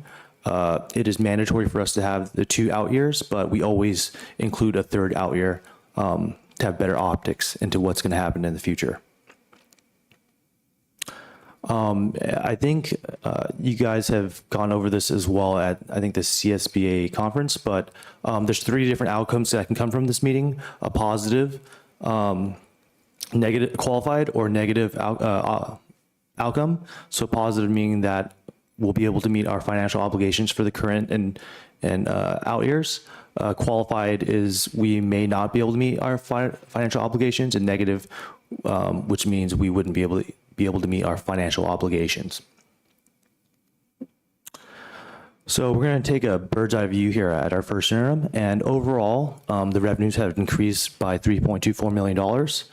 If you guys can recall, I believe it was in my August presentation, there was a Assembly Bill 185, which is another 6.7 increase to the LCFF base, along with the 6.56 cost of living adjustment, which equated to a 13.26% increase in our funding overall. So that adds into the amount of money that we're getting in addition to what we had budgeted. I'd like to see that the effective increase, though, is really 7.28%, since we've dropped over the last 3 years about 1,200 students. So although the student count is going down, that's how we, earn, quote unquote, our money, our funding for our sites. Because of this increase to the base, it's propped us up, which is a good thing. We've also increased the transfer of money from Fund 17 into Fund 1. Fund 17 is monies that we had committed and set aside to offset the cost to our employees for increasing health and welfare benefits. We've also increased our contribution to special education services. So an increase in contribution means we're moving funds from unrestricted to restricted programs. That's due to increased cost for contracted services for our special education students. One thing I'd also like to point out is historically, the attendance rate of our students is 96.2%. But since COVID impacts our students' abilities to be in class, we're rounding down to 93.9%. If there's a way we can finally get back to the 96.2%, that could be anywhere from $1.5 to $2 million in additional funding. So it's important that we try to stay healthy and mitigate the spread of COVID. So now we're moving to the expenditures. Overall, we've increased expenditures by $4.6 million. 1.4 million of those dollars are site-specific discretionary funding, as well as supplemental and concentration grant carryovers. So this is the funding that the school sites, principals, have authority on spending over for supplies, contracted services, direct services for students. We've also increased salaries and benefits of $2.86 million. You guys earlier this year had approved a 12% raise, so that's reflective in our budget, our first interim, as well as our multi-year projection. There were election fees of $158,000 for Measure J. Of course, the increase to our utilities, since students and staff are on our campuses, so that has gone up, and we're also increasing some contributions for outdoor education. So we're gearing up to look into our multi-year projection. These are the assumptions when we're building into the future years, right? Of like what's going into the revenue, what's going into the expenditures. How are you kind of coming up with these numbers? So the cost of living adjustment in 23-24 is 5.38%, and it slowly goes down to 3.72% by 25-26. We don't have any one-time funds in out years. We've used the 93% attendance rate, right? And as you guys can recall, we used to be funded on the greater ADA of current year or prior year, but now it's a 3-year average. So this has once again benefited us greatly. We are still projecting declining enrollment. We're using a cohort-based method. So all the students who are in first grade this year go into second grade next year and so forth. And hopefully with universal TK, we can widen the net for students to come into our district, which would increase the funding overall. Some of the things not included are salary and benefit increases beyond step-in column in the out years. We haven't settled for any of the out years, so that's not included. Any other one-time federal state funds. We do have a plan for the educator effectiveness funds. If you can recall, Ms. Scott had presented that, I believe, a year ago. That's for our institute days in the out years. We currently are, if you guys can recall, utilizing learning loss mitigation funds for direct service for students. We're trying to see what's working, what's not working. So as these federal and state monies start to dwindle out, we are going to figure out, okay, what's going to be ongoing, right? I'm sure certain things like spending for like mental health and counseling for our students and families is something that we'd like to continue. So those things would eventually move to the unrestricted general fund. That's not in here because we have enough funding to go into the out years, next 3 years. And any additional contributions to Fund 17 for additional health and welfare increases. After fiscal year 25-26, the insurance caps go back to a hard cap from fiscal year 17-18. So this is Trustee Koo's favorite sheet. He made sure to tell me. I mentioned that before he left. So for our new trustees, this is what we use to project into the future, the revenues, our expenditures. And so you can see on the tops of the columns, there's adopted budget, first interim for 22-23, and the next 3 out years. So we're doing pretty good. So far, we're going to be in surplus for the next few years. But by 25-26, we do start to deficit spend due to the 3-year averaging down for the amount of students that we have. This is a complete turnaround from, I believe, 1920 and 2021, where we were facing enormous loss of students, but the funding as well.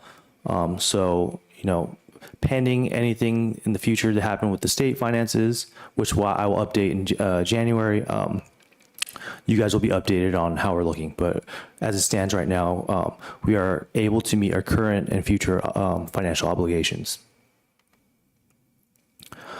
So one thing I do want to make note here, it's a simple chart spreadsheet here with our actual average daily attendance and our funded average daily attendance. So you see as the years have gone by, we're slowly shifting down, and the funding kind of went up because of the increases in the LCFF base. But as we get to 25-26, the funded ADA goes down to 4,500. Some of the things that are propping us up is the cost of living adjustment. For our new trustees, cost of living adjustment, it isn't new dollars per se in funding. It's just to preserve the purchasing power of the district. So think of it as an inflation stopper, right? And eventually water finds its level in 25-26 because of the student loss. Moving forward, we usually wouldn't talk too much about restricted revenues, but I feel compelled to since we did get a pretty massive increase in state revenues. Overall, $21.5 million revenues increased to the restricted budget. Of those, $16 million was in state revenues. So that is the $7.5 million in learning recovery block grant, which we need to spend by fiscal year 27-28, as well as $3.2 million in art and the music block grant for 25-26, along with $4.5 million with the expanded learning opportunity program, providing a more comprehensive after-school program for all of our school sites. So this is a great thing, and this is allowing us to continue in our learning recovery, right? What we've done in this current year is we've added 2 additional instructional days to help stop learning loss, paid by ESSER 3. We've budgeted $1.2 million for additional English learning teachers, lots of funds to support Ms. Baroni with Chromebooks and educational software, things like Book Nook over the summer. And also we have some contracts with, I believe, Daly City Partnership and another organization to help Ms. Martinez with student services for counseling and mental health. So I think the big picture here is the state has given us a lot of money to continue to fund these programs ongoing. So we're going to continue to fund these additional instructional days, potentially add more in the out years, continue supporting mental health and counseling services, and continuing support for learning loss mitigation in the form of direct services to students and families. So this is we're at the part where you guys are reviewing and approving the financial condition of the district. We are recommending that you certify us as a positive certification. We are able to meet our current and out year fiscal obligations. And what's next is in January, February, I'll be going up to Sacramento for the annual governor's proposed budget presentation, and then coming back on the 18th, the same day, to sit down in a board meeting. We'll also be bringing the fiscal year 21-22 annual audit for approval, second interim, the May revision, and then budget and LCAP. Any questions? All right, thank you, Mr. Laurel. I have some questions, but we'll start with other board members first. I only have one. So you say we are in a downtrend. How are we predicting the number of kindergartners that are entering the district? We use a historical average. Usually we'll get the feelers out from Mr. Valenti's office in enrollments sometime in the spring. Because this is the first interim, we don't have that clear of a picture, but come springtime, we get the enrollment numbers in and then try to go from there. We use a historical average, and we also look at the TK numbers, right? That's a good indicator of who's going to be coming in. These are just projections. You know, sometimes we try to be honestly conservative, just in case that, you know, not as many students enroll. If more students enroll, it's a better picture for us, but we're always just trying to stay one step ahead. Thank you. Mr. Law, I just had a question on page 11, just for clarification on the 4.5 in ELOP funding, the carryover. So when it says carryover, but it says it's under increased state revenues, I just wanted to be clear when it says carryover, is that monies that were from the previous year? Yes, it's from the previous year as well as our current year amount. So the thing with ELOP funds is we recognize those funds in our fund balance, so we're able to continue to spend them. It's an ongoing program through the state, and so we're predicting a similar amount of money funded for the ongoing years. But I think it was the state's intention to upfront give us a lot of funding to build out these programs. And so this year, I think Ms. LaRock had given a presentation on it. This year we're figuring out, okay, like what are the different vendors and contracted services that are working well with our sites. Some are working really well. Some we're trying to figure out, can we do better? And so this is really kind of like the pilot for the ELOP program. We're predicting about another $3.6 million a year in the out years, but we won't really have as much information until we get into the governor's proposed budget in January, as well as the May revision in May. So I'll keep you guys updated on the status of those. Thank you.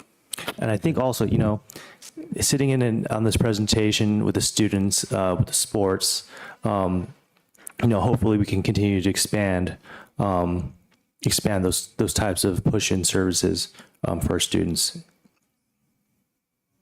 Mr. Laurel, you're using some acronyms, so can you please, for the public, explain what ELOP means? The ELOP means Expanded Learning Opportunity Program. There was another acronym called ELOG, Expanded Learning Opportunity Grant. That was a one-time funded program. ELOP is an ongoing program, kind of like the sister program to the ACES, After School Safety Education Program. Okay, thank you. And these ELOP also covers before school and summertime as well, correct? It covers before school and after school. I believe not all of the summer. I think it's the following 2 weeks. Oh, we have to provide a 30-day summer program for the ELOP. And there's, Two questions. So first of all, bless you. How long do we know that the 3-year average method of determining ADA will continue? so that was put into law, so it's in perpetuity, right? Okay. I think until they change it again, who knows? I think that to not go too deep into it, I think that I know that the state is saving money right now because of the drop in the amount of students, right? And students, if we have a 93% attendance rate and our historical average is 96%, they're saving money there as well. So I think that's why they were able to pass Assembly Bill 185 and increase the funding per pupil. You know, I think we're highly dependent on what's going on in the macro environment. So the budget for the state of California. So I'll leave it at that for now. Come January, there'll be another proposed budget. And so we'll have a little bit more information from the Legislative Analyst Office, as well as, you know, just overall how the economy is doing, right? Great, great. And the other question, it's wonderful to see the increase in the site funds for schools by 1.4 million. How is that distributed among school sites? Is that by enrollment? Or? Great question. So every year we have certified enrollment and data of our students come December and January. So funny enough, Ms. Baroni and her staff gave us the latest data, and we give out site discretionary funds on the enrollment of students at that school site, right? We give an S&C dollar amount, and we also give a site discretionary dollar amount. They're discretionary funds roll over year after year. So those are monies that the school sites are able to use to fund things like TRP. They buy PE uniforms for all their students. Sometimes they get some push-in services, as in like tutoring, or they'll hire a Daily City Partnership to push in for mental health services. But they're allocated on a per pupil basis. Thank you. Actually a follow-up question on that one. So will we ever get to see how each site or sites as a whole get to use this money and determine anything about that, or no? Every school site has school site council, right? You as a vice principal, the way that the funds are spent are generated by the school site, right? So if you'd like to look at the school site plans, that's something we could definitely get you. Well, the board does approve every school site plan. So that's where you get to see at least where it's budgeted. Thank you. All right, Trustee Jordan. All right, so you can keep that slide up there because my first question is, let's see. So for the increase in outdoor education contribution, are we supporting a specific program with that money or accepting proposals from the schools? We do support the County Office of Education's outdoor education program for fifth graders. And the reason that there's an increase is because their fees went up dramatically. And so we wanted to still make it doable for many of our students. So we increased our contributions to the program. All right, thank you. And also, I think, Mr. Lauer, you can say if this happened this fiscal year or not, but last year too, so schools reserved a certain amount, and then a lot of their kids had COVID, or the families were afraid to send them because of COVID, and so they only used like 2/3 of their spaces. We still were responsible for the full group. So the district helped sites with that as well. Glad to hear that. And can you go to the next slide, please? Let me see, 93% under. Actually, nope, no question. Sorry about that. Next one. The next slide. Yes, that one. So for the use of educator effectiveness funds, I think you just mentioned that that's what is paying for our institute days. Yeah, not in this current year. This current year, we're using supplemental and constant grant funds as well as partial tax funds. In the out years, I believe it's 24, 25, 25, 26. There's a plan that the board had approved, I believe, in November of 2021. So for us, when we were building out our multi-year projection, there was one thing after the fact that I had done it that I realized, oh my God, I forgot to put in this $1.27 million in the out fiscal years, which would be in the multi-year projection. So you would see it in 24, 25, 25, 26, right? I just put it on there because as a reminder that I need to put it for the second interim. Okay. And let's see. Can you go to the next slide? One more. Yes. LCFF, local control funding formula. Loss leads to deficit spending. So Superintendent Vidalis knows when I hear the word deficit spending, I start having questions. So are we, Have you told Mr. Lauro what the preferred term is? Strategic use of reserves, Mr. Lauro. So in your future presentations, you can say leads to strategic use of reserves. Noted. Well, you might get less questions if you use that. I mean, I just have one question. Sure. A big picture question. Do we have a strategy for that? Are we starting the strategy now? Yeah, basically. I think that we've been very fortunate under the tutelage of Ms. Kessler, as well as great school budgets from the state, that we've been able to mitigate and build a really good reserve. The amount of deficit spending is a little under $1 million. So the amount of reserves that we have, we'd be fine for the next couple of years. That's just, this is just very dependent on what's going to happen at the state level. But as it stands right now, we have a plan and to utilize some strategic reserves. Yeah. So there wouldn't be any pain felt at our school sites, and education would, or school sites would continue with the current staffing and services.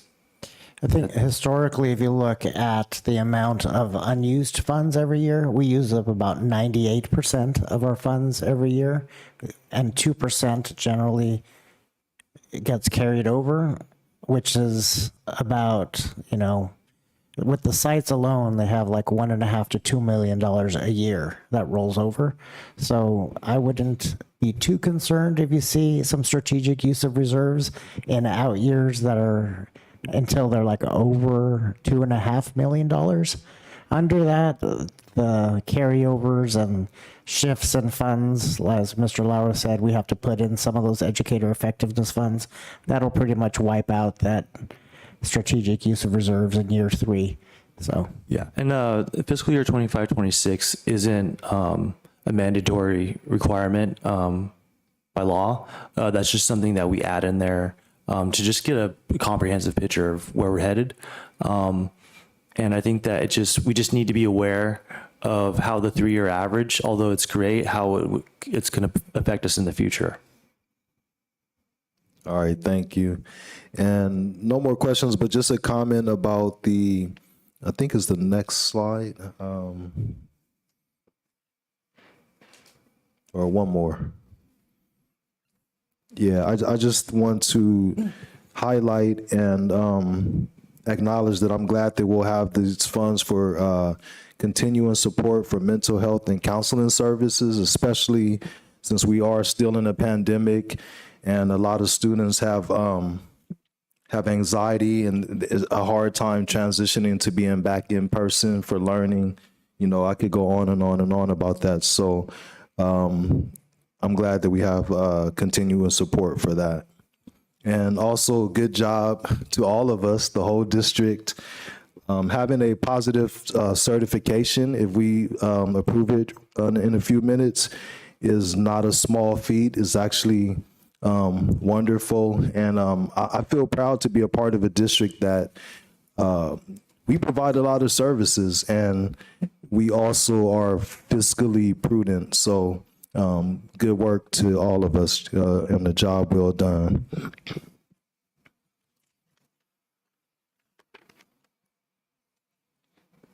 So now we need a motion to approve or not approve. I motion to approve the positive standing on our budget. Second. All those in favor, say aye. Aye. And it is unanimous.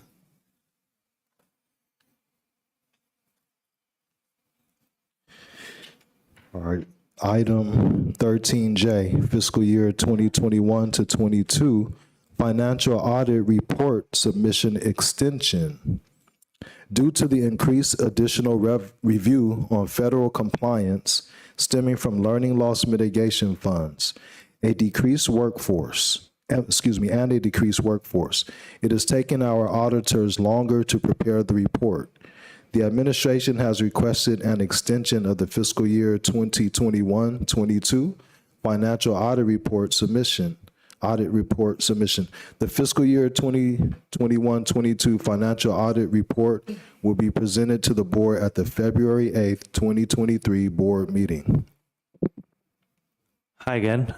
So as you just saw in my previous presentation or slides, we've gotten a tremendous amount of additional federal and state monies. What comes along with that is increased auditing and compliance to the state and the federal government. We, along with other districts in San Mateo County, have requested an audit extension. Usually we would present to you the audit at this meeting because we send our financial audit to the state controller's office. What you guys have on your desk is a confirmation of our extension request approval from the California State Controller. So we look forward to that date. All right, thank you. Do we have any questions from board members? Well, I have a question. Sure. I think I understand what's going on, but I just want to clarify. So are we behind? Is it the auditor that's behind? Yeah, when I spoke to our auditor, who also audits Portola Valley and a few other districts, I can't remember, San Mateo County, but yeah, they're a little bit behind. So usually what happens is in the springtime, right, of 2022, they start auditing us for 21, 22. And then come October, they come in again for their final audit. So they're pulling various different documents, payments, contracts, purchase orders, pretty much all of our financial records. And because of the increase in compliance items that they need to report to the state, as well as they themselves, like us, have trouble retaining staff, it's taken them a longer time. I think that, but I know in the past few years, they've extended the audits to go into the next year, hoping that auditors would catch up. But there's still a lag. So that's why we had filed an extension, just to be in compliance with the state controller's office. All right, and do you know if there's any type of fee that they charge for us, having to file this extension? There's no fees associated with this extension. All right, thank you. Any other questions? All right, this was just an information item, correct? Okay. Yep. Thank you, Mr. Thank you, guys. All right. Thank you. I kind of lost my place. We're already. All right. Yep. So 16A, board governance matters. Responding to community safety concerns. Members of the governing board will consider how to respond to and appropriately communicate public safety concerns as they affect the school district's goal of creating safe, supportive school environments. And I wish we could have had the mayor and the vice mayor stay for this. That would have been great, but I definitely want to invite them back at some point. Who's going to talk about this, Superintendent? Yep. So specifically, this relates to the matter of the Broadmoor Police Department hiring an officer that had been involved in civilian shooting and killing incidents last year, and released from the Vallejo Police Department. So several board members have mentioned, can we discuss this? Can we have a conversation about how to proceed through this? Some of you have mentioned you've received concerns from community members feeling unsafe because this had happened.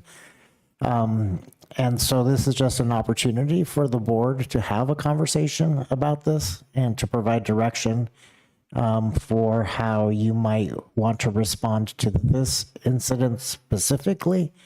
And then perhaps, on a broader sense, how the board would like to pursue in the future. But this specifically was put on the agenda to discuss a response to the Broadmoor Police Department's hiring of an officer with a history of having shot and killed, not once, but twice, a civilian. So this is your meeting, and, here, different options were, do we pass a resolution? Do we call for a meeting between our subcommittees, or with the subcommittee of the Broadmoor Police Commission? Do we go to the subcommittees go to the Broadmoor Police Commission to make a comment? Do we write a letter? Those are all some of the options. You may come up with more if you want to pursue this, but it's important that and I put it for action because I do think it's important that the board vote on this, and it's not just one board member acting or communicating on behalf of the full board without board support, or a superintendent doing so without board support. So I don't know if there's more that you would like to add on this, Ms. Jordan or Ms. Lienga. I know you've both expressed strong feelings on this situation. Yeah, thank you. So I know this is a sensitive, but it is a serious issue. And thank you for putting it on the agenda and then allowing us to talk about it and then vote. So who would like to go first?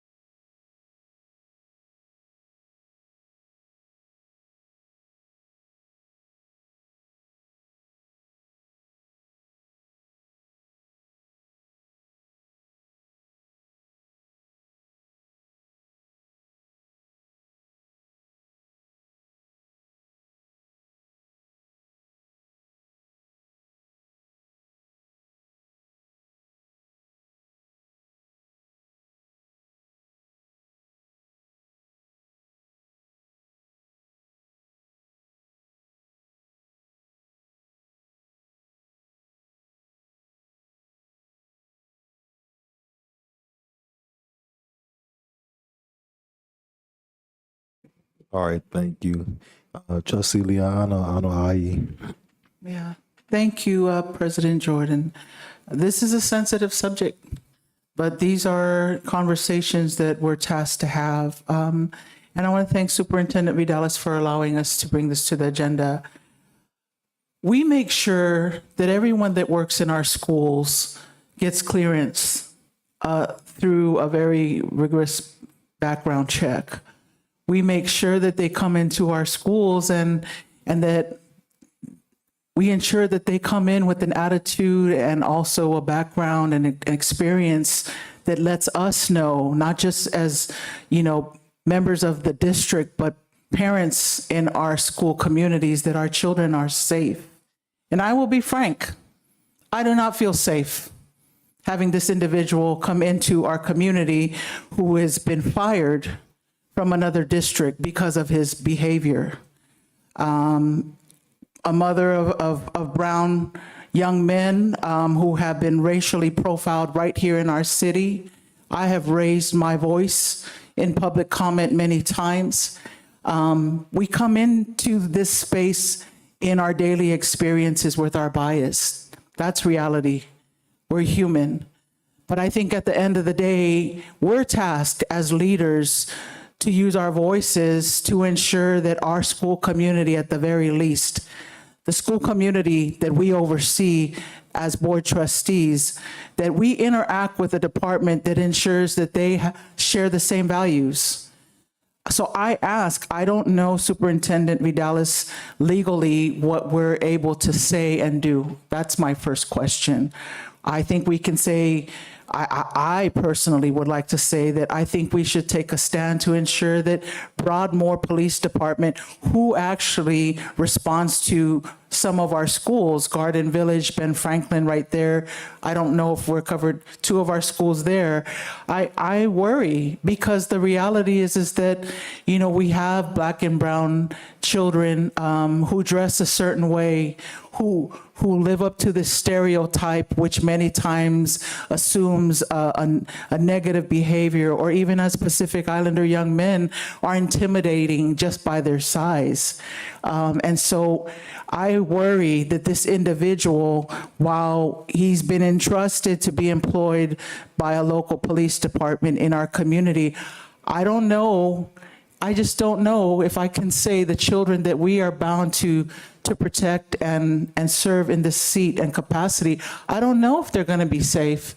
I don't know if he's going to go into our school community and be reactive to something that he sees, because it's already been proven that he's reacted a certain way through the killing of an individual in a community just across the bridge.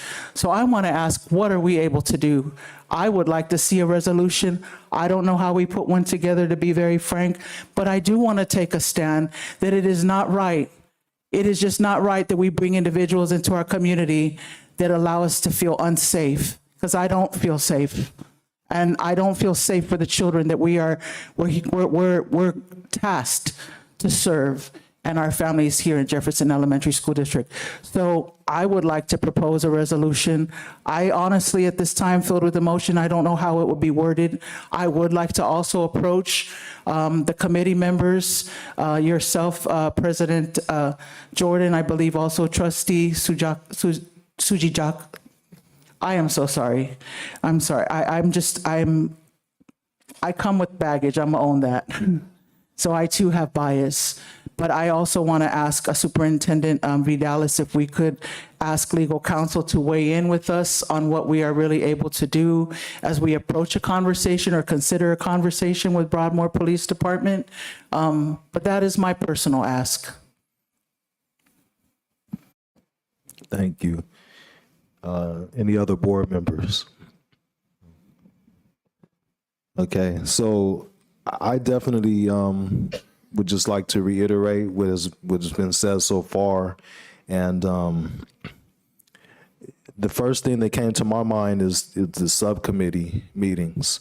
And so I like your idea of the resolution, and I also like the idea of us having a subcommittee meeting with the police. Would it be with the commissioners, or how does that work?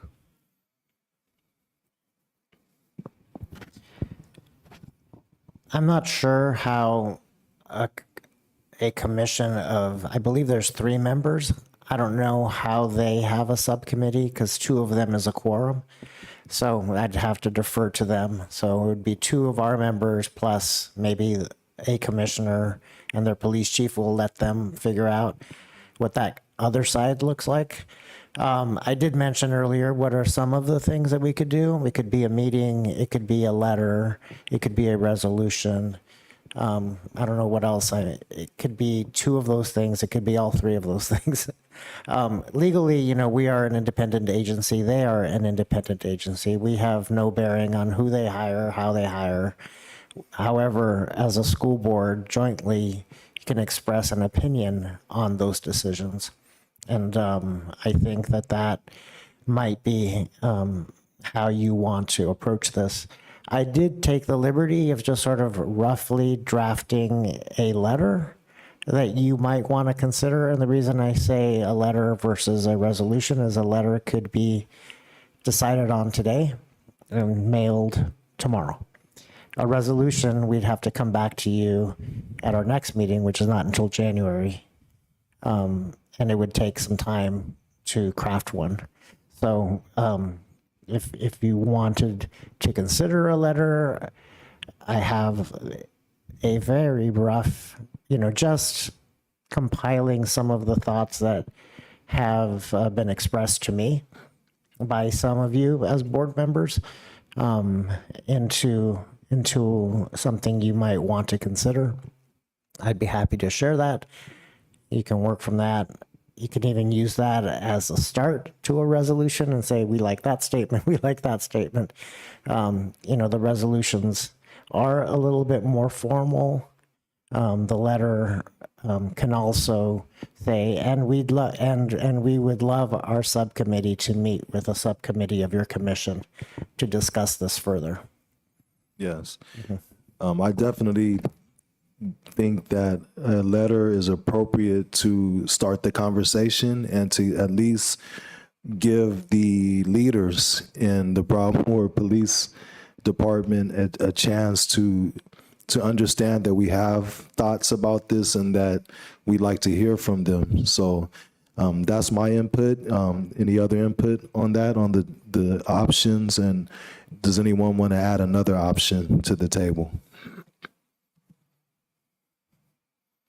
I like the idea starting with the letter, which the letter might eventually, depending on how these meetings go, might or might not lead to a resolution. But I do agree that it is a great first start. I just want to make another note is that if we look at unfortunately, a lot of the incidents that this officer was involved in, and when we look at incidents around the country, it has involved police officers who have been transferred to other departments who the community did not know their background. We know this doesn't always happen. I just want to highlight that.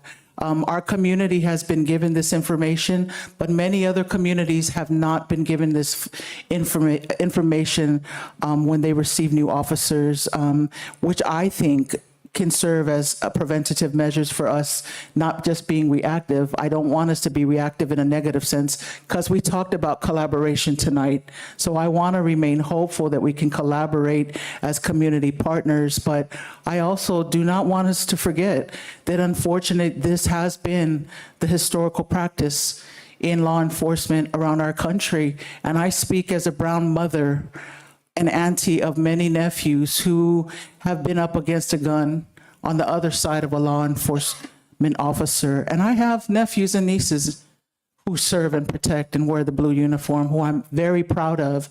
But I just want us to be very thoughtful and mindful as we enter into this process. And I do want to try my best as an individual and as a leader in this community to not let my biases get in the way of making a sound decision for the betterment of our community. So I'm very thankful that we get to have the conversation starting with a letter.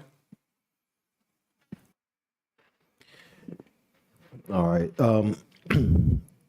I know that the item is stated in somewhat of a general way as well. So I just want to put out there that, excuse me, we also have some issues and people in the community coming to us and going to other districts and to the city about green space, open space, and recreation space. And I think it's somewhat related to this topic, but at some point I would like us to either keep this on the agenda or have an agenda item specifically to talk about how we use the spaces in our city, in our district, because when I was on the board before we passed, we were asked to put fences and gates on our schools, and some of the rationale that people gave was mentioning school shootings around the country.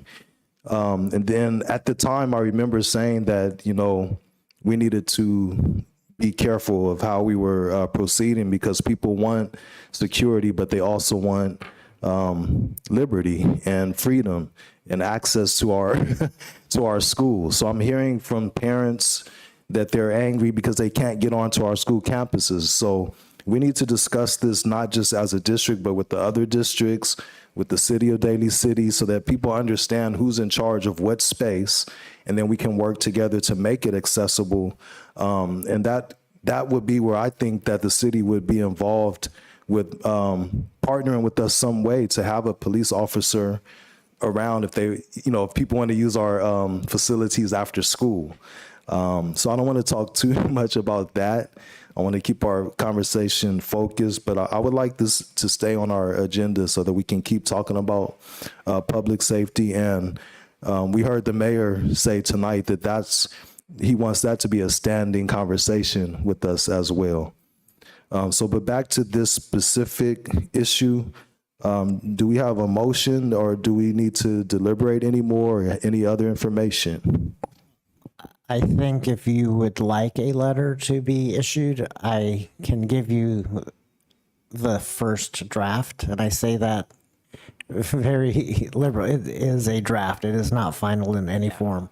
So for the board to look at it, to craft it, to give direction about how to modify it, and perhaps I and the two subcommittee members can work on finalizing it into something that we can send.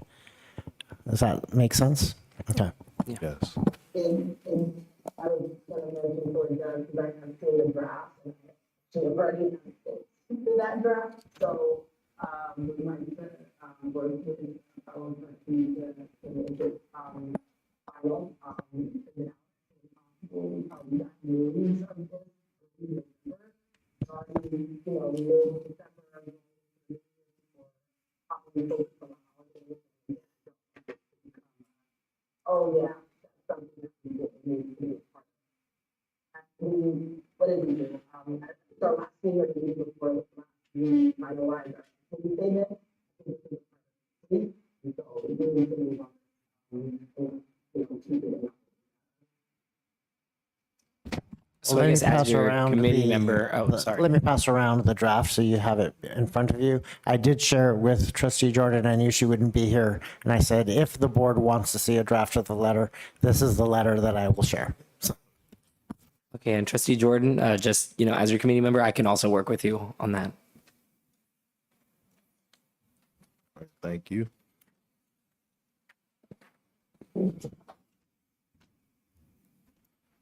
So just listening to all the conversations so far, what we have on the table is a consensus that a letter would be good to send.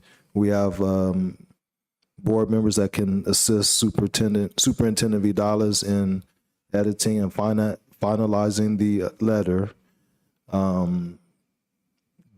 I'll give everyone a chance to read through the draft, and then I would like us to make a motion after this, at least send the letter or anything else beyond the letter.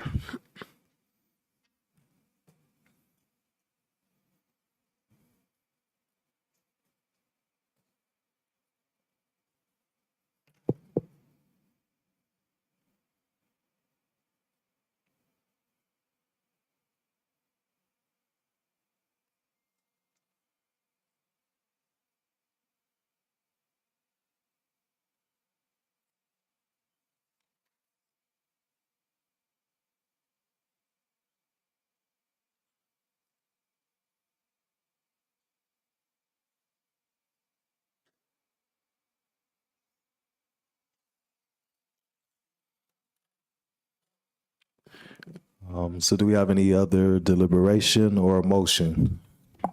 I just have to say, I already found some mistakes on it. So like I said, it's a very rough draft, so it does need to be edited. And I think if the motion would include providing direction to subcommittee members to work with me to finalize the version, if this is what the board wants. Yeah, I guess I think I should weigh in as a school person myself. I mean, again, echoing what Trustee Manufo and Trustee Jordan just said, just the number one thing that we want for our students is we want them to all feel safe and our staff members to feel safe. And I think with their expressed from, they were expressed by parents in the community, they are parents in the community. And the fact that those two are already not feel safe, that I think is enough. And I think that with a couple of minor edits, I think this would be at least a good first step. And again, like just echoing as a school person myself, I would never want this for any of our students. I would personally never want this at my own school site. And I think this is a great first step. That sounds like a motion to me. That think that I've made motion enough sounds motions good to tonight. me. And to leave it to the committee members to review the edits with the superintendent. I think the meat of I am content, speaking as I, with the meat of the substance of this letter, to move forward to the subcommittee and the superintendent to finalize the edits and to be sent out. So I support the motion. So we have a first and a second. And just to clarify, the subcommittee, as I listed here, selected was Ms. Jordan and Mr. Rashba. Is that correct? Okay. So we have a motion and a second. All those in favor? Aye. Aye. All right, that's unanimous. And just to clarify what what we just voted on is to have the letter that was drafted by Superintendent Vidales and have 2 board members to help edit and finalize the letter and send it out ASAP.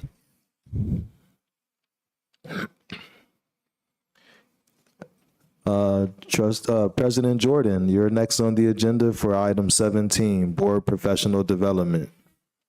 I won't take long. I know it's almost 10 o'clock. I was grateful to be able to go to the CSDA and education conference this year. I was able to connect with our new appointed trustee, Saka, as well as our new superintendent, working to connect with the board members and sister districts and ours, and not, which I think is always helpful to see what other people in council and how we can do it better. I went to a couple different sessions. One of the sessions was on community engagement. One of the presented on ensuring that more engagement with the parents and the community members. They talked about not having transactional community engagement. It's not just being out of the mind and thinking that people showed up, but truly meeting people at their level. Part of that was, let's say you have one meeting, but ensuring that the speakers are maybe people that are deaf or in need, someone there that either is a translator or sign language, opening up the meeting Zoom, so the person in Zoom, I know sometimes doesn't always work out in our favor, but realizing that when you have various meetings that people come to the meetings, they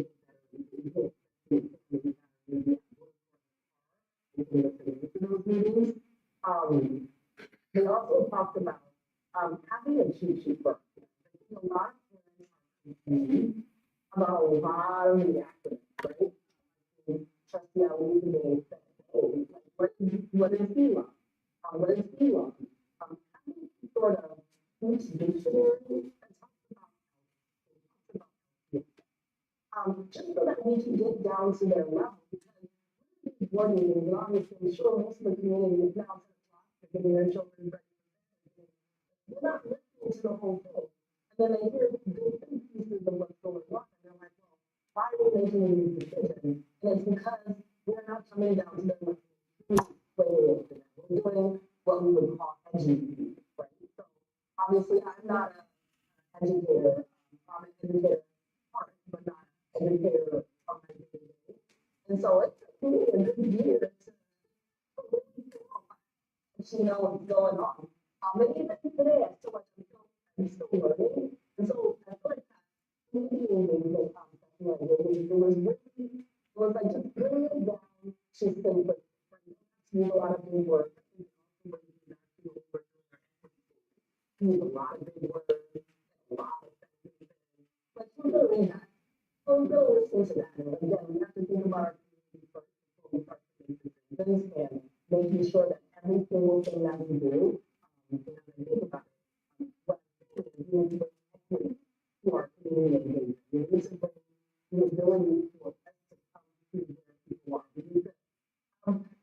being that time not having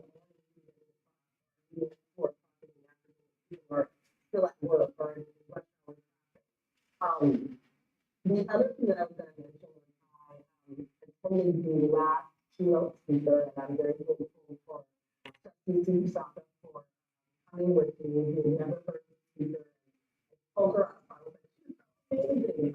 Her name is she wrote the book Educated, and I hope Trustee Saka I lived up to the expectations of that speaker. But what resonated with me is she talked about how she never actually had a K through 12 education. She never went to K through 12, but she ended up going to 12. And she talked about how she got there was because of her love for music.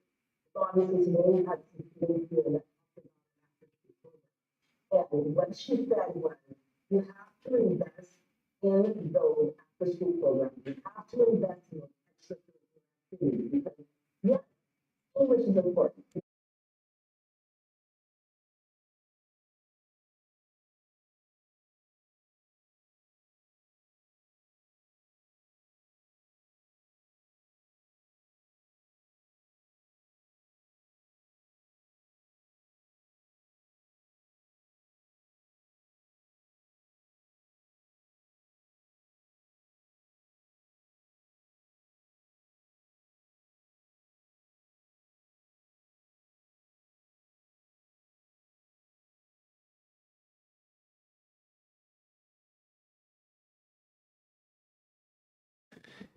Thank you very much for that presentation. And, listening to you speak right now is just reminds me of when I first met you and you had a an issue that, as a parent, and you were referred to me. And after 5 minutes, I knew that you needed to take over my place on the board. And so I'm glad that now I'm able to serve with you. And so thank you so much for your illuminating talk just now. Any other comments? No? Okay. I mean, I'll just echo with what she said about that speaker. That was a very inspirational speaker. Yes, you all should definitely hear her speak sometime. She has a lot of really great things to say from having almost no formal education at all, and extremely intelligent. I just want to say thank you for even being sick and giving your report and sitting with us the whole meeting. I just want to say thank you for hanging in there with us. The next item is item 18, persons wishing to address the board on unagendized or closed session items. This portion of the agenda is available for individuals to comment on or address the board on any issue that is under the board's jurisdiction and not on the agenda, or an item addressed in closed session. The maximum time allowed for any speaker is usually 2 minutes. And do we have any speaker cards? We do not. Thank you. Item 19, governance, team member comments, reports, and board meeting reflection. And okay, I saw her come back. So I'm going to go ahead and start with you, President Jordan. So I said I was going to keep my in the meeting. I just want to say I'm so blessed to be on this board. I'm so grateful for each and every one of you. I'm just so proud to see where we come and where we are today. Obviously, I know that we have a new board and that dynamic changes. However, I've had the opportunity to connect with Trustee Rashba beforehand, and I'm honestly really excited that he brings a lot of passion and vigor that I think the board will really benefit from. And obviously, Trustee Saka got to connect with me during the education conference. You are such a breath of fresh air, and I think that you are going to add so much value to our board. And so I just want to say congratulations again to you both. Trustee Ali, you are the reason why I'm on this board, and so I'm so very grateful for you. I would not have thought that conversation would campaign similar to Trustee Rashba. I was like, oh my gosh, what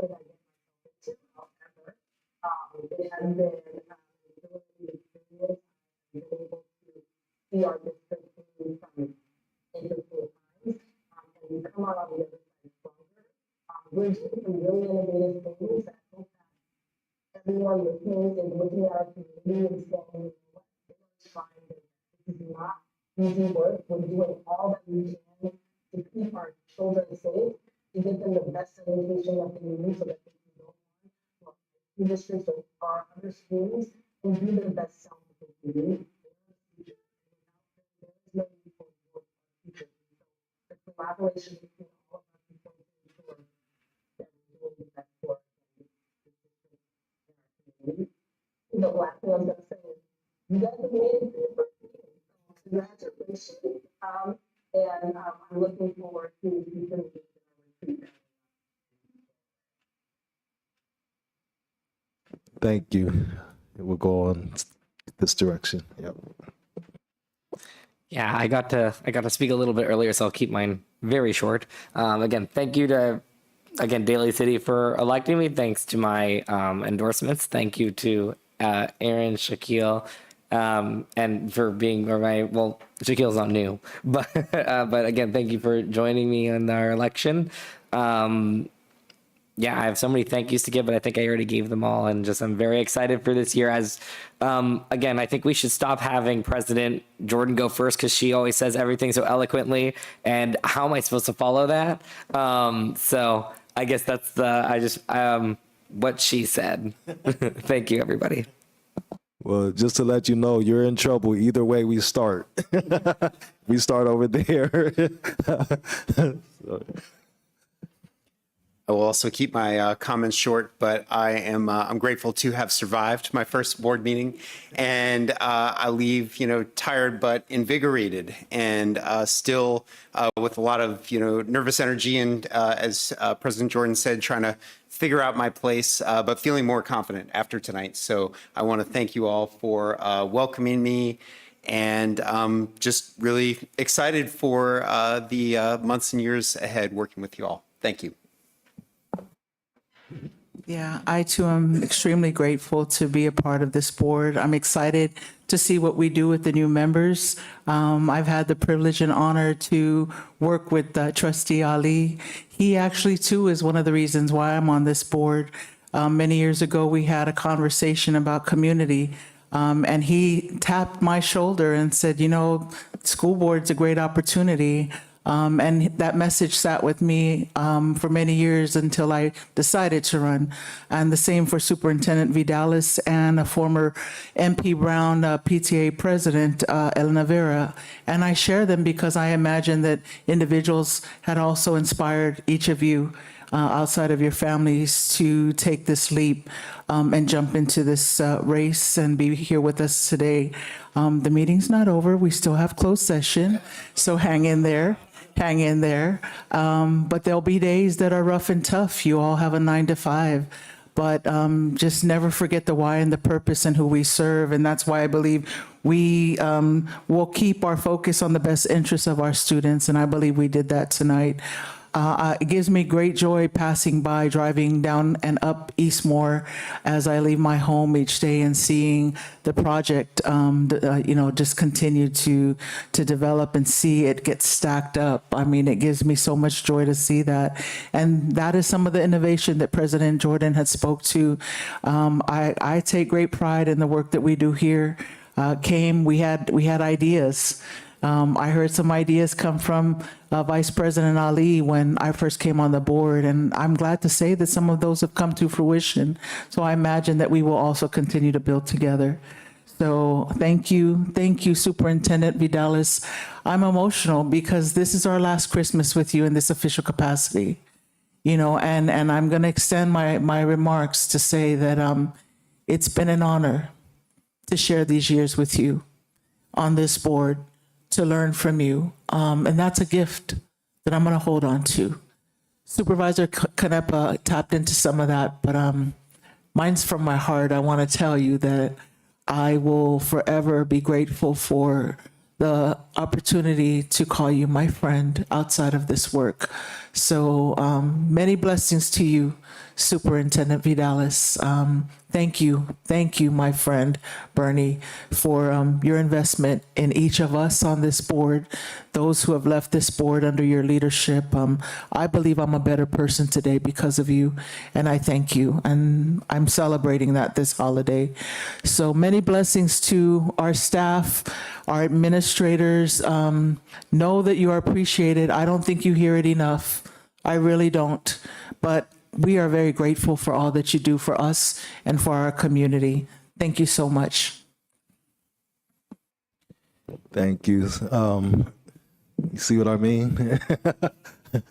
So it's interesting what Trustee Liana Ai just said, because my intent was actually to praise Bernie. And I just want to say that, you know, what do they call it? 6 degrees of separation. So Melinda Dart, who was here, was a big reason why I finally made that leap of faith and ran for school board. But it was only because I wanted to come back up Bernie, you know, when he was became superintendent. But Bernie actually, if I remember correctly, urged me to contact you to get you to run for board. And that was like maybe 1 year. And then the next year I just contacted you again myself. And, you know, so Bernie is responsible, I believe, for Aaron. I think you encouraged him to run as well. Many times. The third or fourth time was the charm. You know, so I'm just really grateful and thankful. I have much gratitude to Bernie for all the work that he's done. I also am very thankful for Ms. McCulloch. And, you know, some people know too, we met before she was an assistant superintendent and before I was a board member, but we were on I guess a crash course to work together and do big things for our community. And I'm so glad that we had you down with us in San Diego as well at the CSBA conference. Congratulations once again to our new trustees. And thank you so much, Trustee Liana Ai, for being my comrade and partner all these years to get things done. Thank you for all the principals that stayed here. Staff, everyone, you know, we're really blessed in this district to have people who really care about what they do. We're not just here for the money or maybe even accolades or whatever. We really care about the students and we keep them as our focus, their best interests as our focus. Last but not least, I'd like to thank my family as well. And they're not here tonight physically. They know this is what I do. So they were I'm not that special anymore. But of course, my mom, who I was elated to be able to attend her installation ceremony last night in Bayshore. So, I mean, everything just comes full circle here. Because my mom ran for school board years ago when the incumbents wanted to just get back on, and it caused a big ruckus, you know, and she didn't get on. But years later, they asked her to, you know, run for the board. So you just never know. With that, we'll give Superintendent Vidales a chance to give his reflections. So similar to you, I think this meeting in many different aspects, we did keep our focus on the best interests of our students from the very beginning, with the newly installed board members mentioning the students being the focus to the very end, with the conversation around public safety and how we might be able to keep our students' interests at heart in responding. And just a little side note here with Miss Liang. I knew you were from the ocean people, but I didn't know that was tears too. That the ocean comes out of your eyes. But I can see that there's a lot of water there. So thank you for your words and your sentiments. All right. Well, at this time, we will convene to close session. Thanks, everyone.